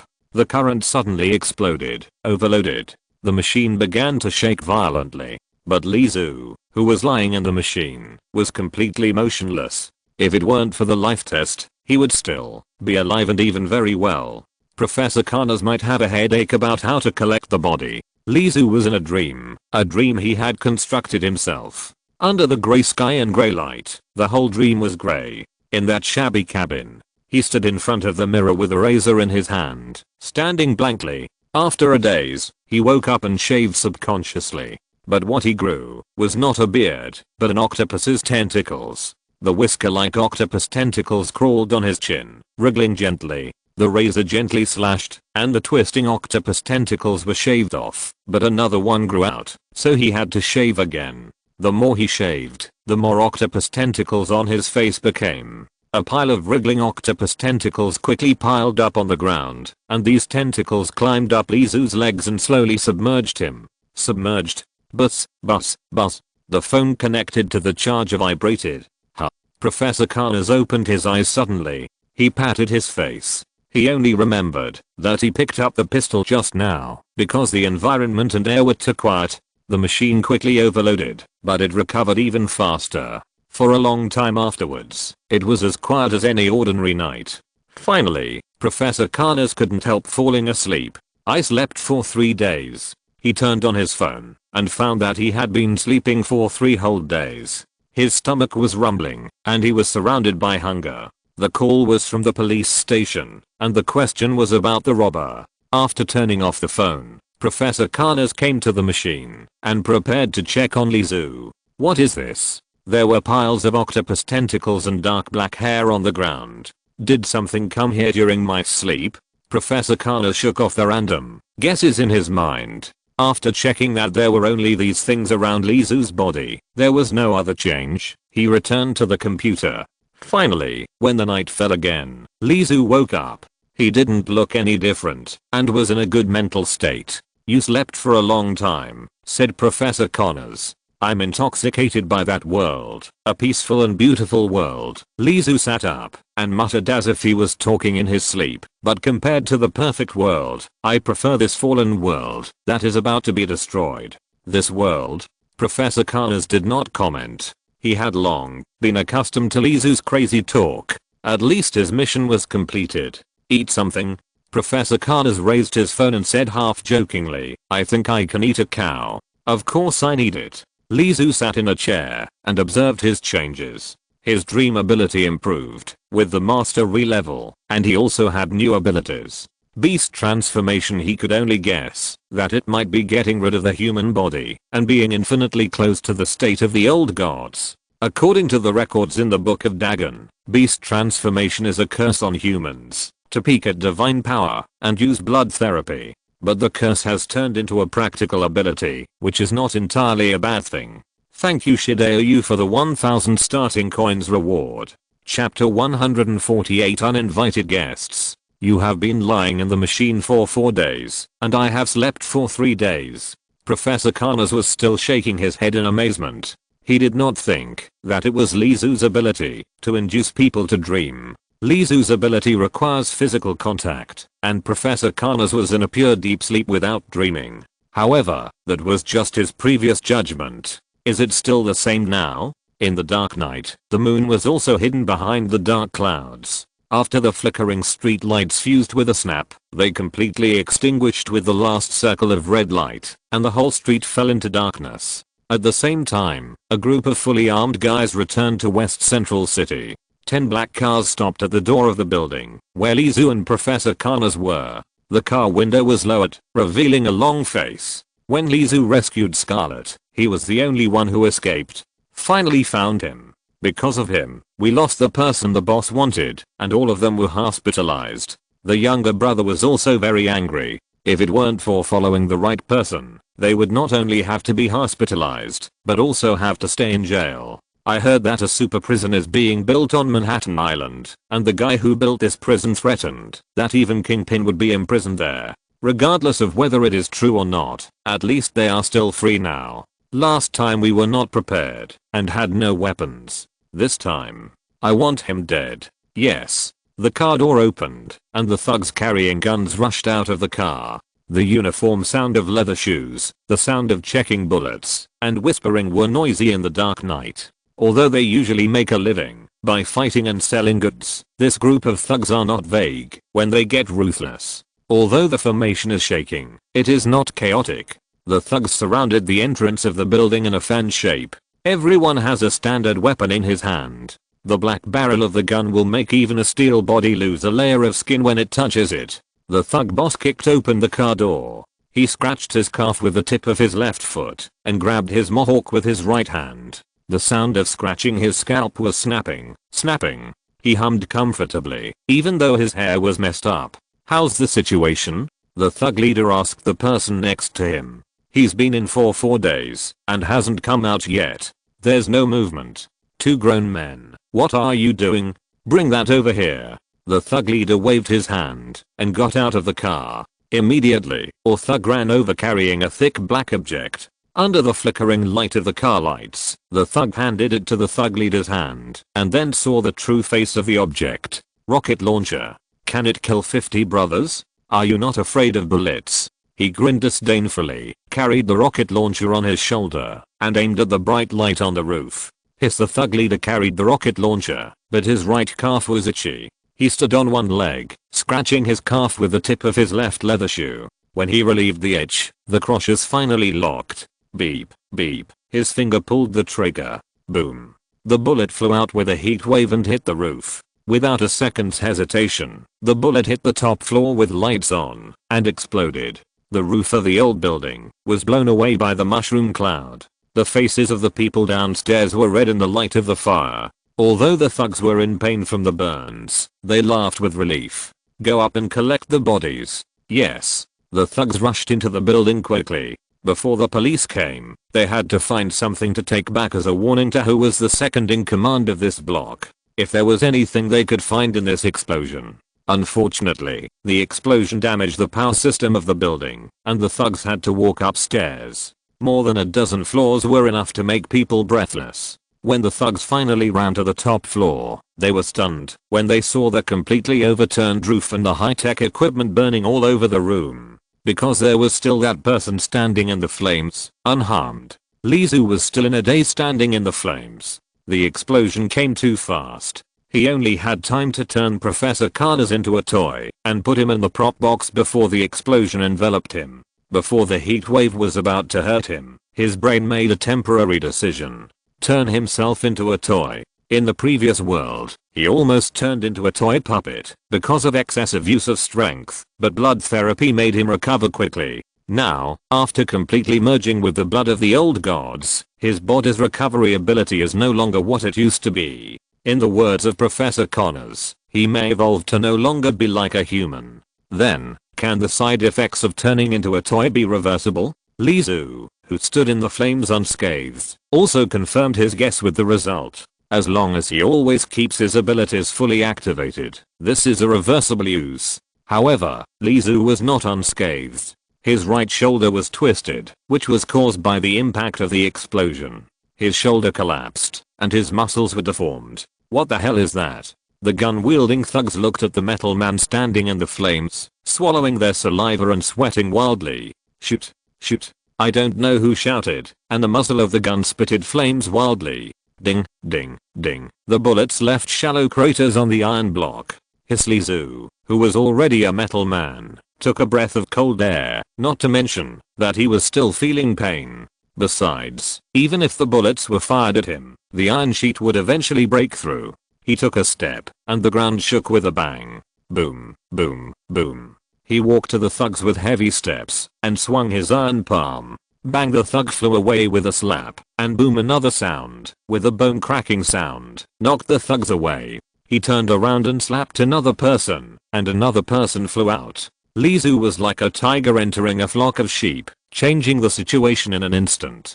3 guns were pressed against his head. Bang, bang, bang. The gunfire only shook his head back. Lizu grabbed the hot gun barrel with his backhand, and his hand was like a hydraulic clamp, easily bending the gun barrel. When he recovered from his toy-like state, more than a dozen people were unconscious on the ground, and the rest had already rushed down the stairs to escape. The metal body was injured, but it was just the metal stretching and deforming. But after turning back into a human body, it was a real injury. But the amazing thing was that his injuries were recovering at a speed visible to the naked eye. After the screams upstairs, there was no movement, and the people downstairs did not dare to act without authorization. Besides, the metal monster Lizu looked particularly terrifying. Monster, die. With a roar, the rocket launcher downstairs aimed again. Beep beep! Exclamation mark. Boom! Exclamation mark. The rocket head blasted towards him, and this time, Lizu was prepared. He grabbed the bullet with one hand, moving wildly. The next moment, the explosion did not arrive as expected, and when he looked again, there was a toy bullet in Lizu's palm. The fire on the rooftop gradually subsided. Lizu stood on the edge and looked down at the many thugs who gathered together in fear downstairs. He slowly let go, and the toy bullet fell lightly, looking not threatening at all. The mohawk-headed boss and the thugs stared blankly at the toy tumbling down. The toy turned into a real bullet. Boom. The flames ignited the car, and the chain explosions turned the area into a sea of fire. Lizu jumped up and toyed the moment he landed, turning into a rubber toy, bouncing on the ground, to release the potential energy of falling. The flames burned, accompanied by the smell of burnt meat, which was very pungent. Lizu kicked open the car door and found someone to breathe. Can you take me to see your boss? Chapter 149, Visiting the Underground Emperor. Boss. The thug smiled. Lizu hadn't seen such a mocking smile for a long time. The last time, it was a dirty sewer crocodile. You will die if you see him. He was breathing out more than breathing in, but he still didn't think that Lizu, who had such power, would be the opponent of the boss. If he can do it, Lizu dragged the collar of the thug whose legs were burned and almost unconscious, and left the fire scene like carrying garbage. The explosion was also convenient, saving the trouble of cleaning up the traces left behind. The explosion attracted many people. Although it seemed that only firefighters and police were dealing with the fire, there were many people who rolled their eyes because of this sudden terrorist attack. When people knew who the attacker was, they all calmed down. West Midtown has another name, Hell's Kitchen, where poor people, drug dealers, prostitutes, robbers, almost all illegal activities gather.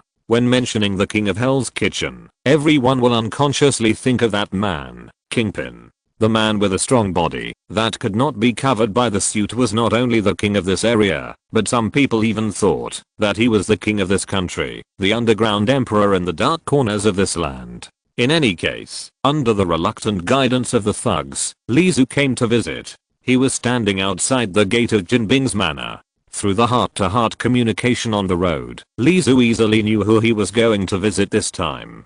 Even if a purple-skinned guy in a certain universe made him unhappy, he would not swallow his anger, let alone Jinbing. The steel gate was 3 meters high, dividing the inside and outside of the manor into 2 worlds, and also blocking Lizu from entering. The fully armed thugs had already raised their guns when they saw Lizu, especially when he was holding their own people in his hands. Sorry, I'm sorry to bother you with a smile. Lizu left the unlucky guy who led the way, reached out and touched the gate lightly, and the steel gate clattered into Lego blocks all over the ground, and he stepped over the blocks and walked inside. Bullets suddenly swept over, but this torrential rain was instantly blocked by Lee Su's iron body. On the contrary, it was the guy who led the way for Lee Su who was pitiful. His body was covered with blood and mist. Even though he had no life, he was still twitching under the shooting of bullets.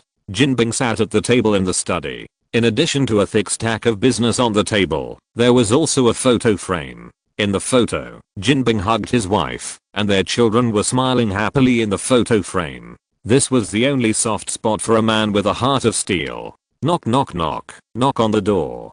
Come in, he raised his head. Boss, someone is coming, and the thugs who rushed in were quite panicked. Who? Jinbing retracted his gaze and stood up from the chair with the help of the table. It seems to be the madman who robbed the bank a while ago and played tricks on the police and Iron Man. Playing tricks on the police and superheroes, in the eyes of this group of professional villains, this is a thankless act of madman, except to make the police hate him. It has no other effect.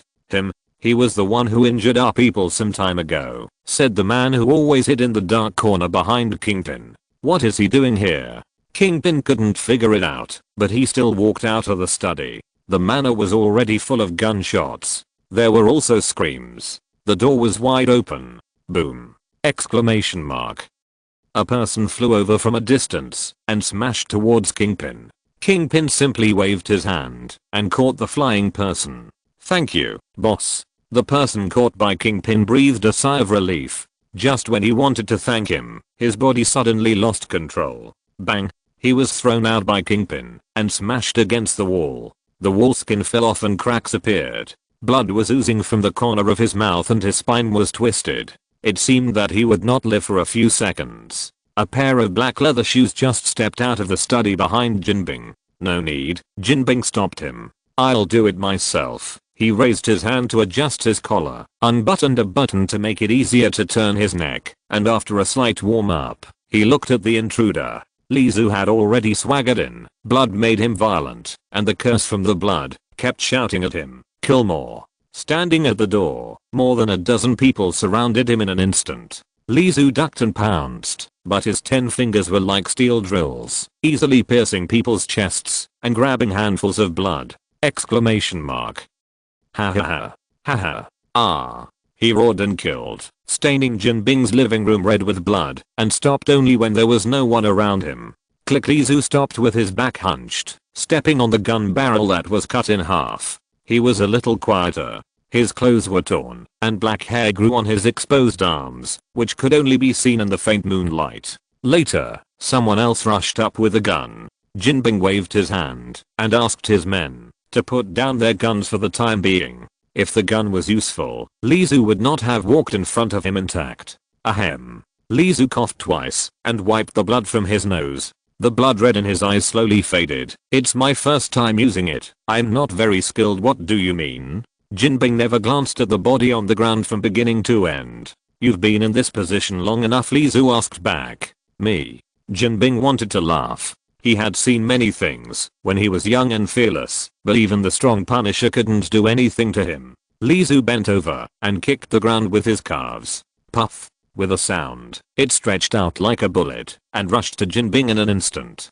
This city, it's time to change the owner. He was about to throw a punch. Jinbing crossed his arms to block in front of him, but he didn't expect that Lee Su had already put one leg behind his heel, and the fat man who lost weight fell to the ground. Lee Su didn't continue to attack, but stopped where he was and took a deep breath, as if he was fighting with himself. Jinbing took the opportunity to get up. Boom. The fist of the pursuer hit his elbow, but it was like two pieces of pig iron colliding, with a dull sound. Jinbing took a half step back and looked at Lee Su in surprise. The opponent's strength was actually superior to his own. Lee Su landed on his toes, stepped, changed his feet, turned his body halfway, and kicked Jinbing's head to pursue. Bang! Jinbing could only hold up his arms to resist again. The leg's strength was stronger than the fist, and Jinbing took 2 steps back. He just stopped his body, and the pursuit came again. After 3 consecutive kicks, Jinbing was kicked to the wall, and there was no way to avoid it.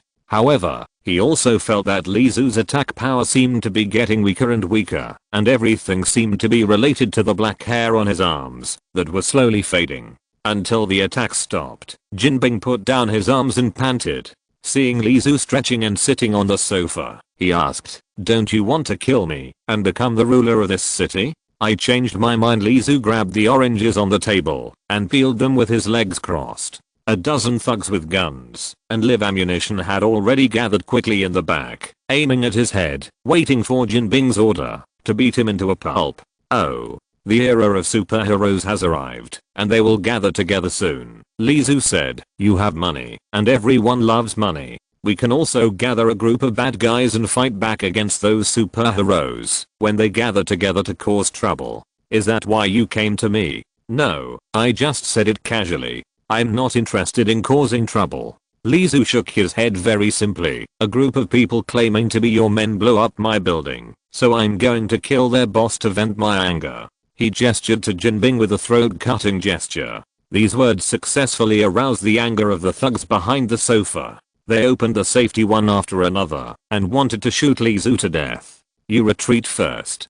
Jinbing stopped them. "Go down and check which idiot it is." He didn't believe that he could survive because of the other party's whim, but Jinbing would never let the idiot who brought him trouble live to the next day. "Thanks to Shideo Ayu for the 1000 starting coins reward. Thank you very much." Chapter 150 Toy Store. Lizu and Jinbing had a long talk all night long. The underground emperor met an unreasonable lone weirdo. No one knew what they talked about, but on the second day, his subordinates heard Jin disdainfully call him a madman and then laughed. It seemed that they did not reach a consensus, but they did not interact with each other. The worst luck was the thugs who returned from the raid by chance. Since then, there has been no trace of them in this city. It is only heard that the animals in the zoo have been collectively fed. After a while, in a corner of downtown New York, a toy store was open for business. The toy store has only been open for a few days, but it is well known. It is not because of how much toys are sold every day, but simply because this store is strange enough. Most of the people who come here are teenagers in puberty. However, once someone steps into this store, they will not come here again for a long time. It's that store. I'm telling the truth. After school, 3 boys stood at the intersection and watched the hastily named toy store for a long time. Look. Are you here? It's broken. I can't see clearly. I should get a new pair of glasses. They also heard about the weirdness of the toy store, so they couldn't help but rush over after school out of curiosity. But out of fear, they didn't dare to get close. The door of the toy store opened, and a sexy girl with red and blue ponytails walked out of the door. Her appearance was like a beautiful landscape. The crazy girl's breath on her body was like a poppy, which had an irresistible fatal attraction to teenage boys. Good looks are definitely the main reason. She noticed the 3 boys, winked at them lightly, and blew a kiss. Go. The 3 boys blushed and ran away like ostriches with their heads down. Harley Quinn hung up the open for business sign before returning to the store. Lizu lay on the rocking chair with his eyes closed. Harley Quinn teased the shy little boy and returned to the store. The door shouted welcome to the toys, and because Harley Quinn came in, they mechanically welcomed her. She leaned on the counter, showing off her body curves, but no one appreciated her. "Pudding, this life is so boring," she complained. Lizu, who was sleeping, did not respond, but the rocking chair was slowly rocking with rhythm. Yawn. Harley stretched lazily. Harley picked up the rag out of boredom and wiped the toys in the store one by one. She was also very satisfied with this boring life. After all, since the clown lady was gone. Lizu, who was sleeping, suddenly sat up, still with his eyes closed, raised his hand to grab the toy in the corner, and the toy disappeared in his hand in an instant. Is he really asleep? Harley was accustomed to Lizu's practice. Welcome. The welcoming toy hanging at the door reminded Holly that there were guests. Welcome. She turned around, happy that there were new toys at the door. 2 big boys came in, tall and with the sexy smell of sweat after rugby training. The footballs they held under their arms explained their identities, the sunny and athletic boys who were the last attraction for young girls. We want to see the toys. The 2 tall and sunny boys looked at each other and said to Harley Quinn. Their eyes went from her head to her feet, and then back again. Harley Quinn was not disgusted by the gaze with strong aggressive intentions, but instead posed in various postures.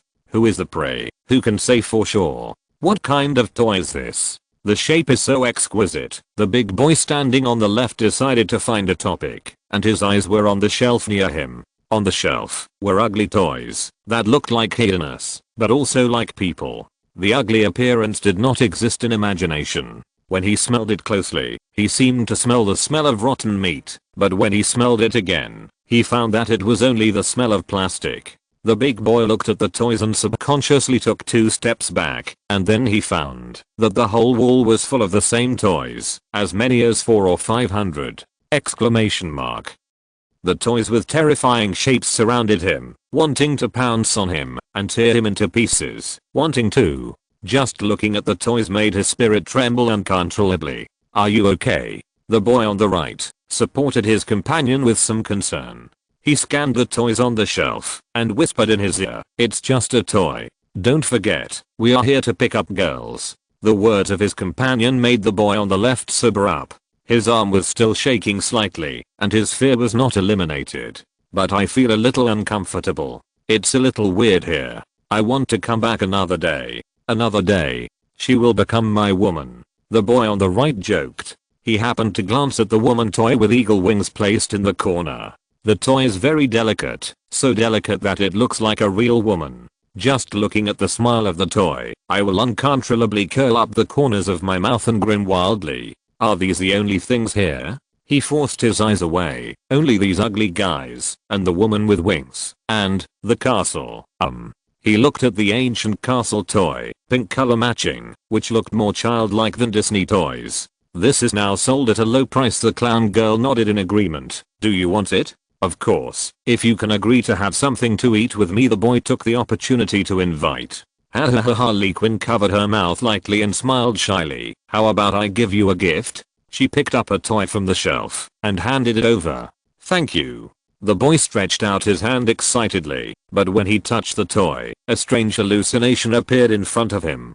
He seemed to see himself hanging. Corpses, auditory hallucinations. He retracted his hand, as if he had been electrocuted. "I feel very uncomfortable too. Why don't we go first? This toy store is too weird." The 2 boys who came in sunny left gloomy, leaving only Harley Quinn's undisguised laughter. It is one of her few pastimes, and one of her few joys. "Pudding, there are too few toys. Customers are saying that we have too few varieties." Harley Quinn complained. "Should we consider restocking?" She is also a good waitress who listens to customer suggestions. In addition to gal toys, a huge gal castle, and Hawk Girl, there is nothing else in the toy store. It looks monotonous. Lizu, who had been sleeping, opened his eyes. "What toys do you want? Where are those ugly mermaids you caught? Put them on display first." Harley Quinn scratched her head. "Only 1 or 2. Lizu closed his eyes, and when he opened them again, he had 2 more deep diver toys in his hands. He built his dreams in a prop box, and could store and retrieve items directly from his dreams. Dreams became his special space. It's a pity that there are only 5 cubic meters of available space, putting deep diver toys on display, except for making this narrow toy store look a little more gloomy. There is no other change." "Then catch the flying iron sheet,"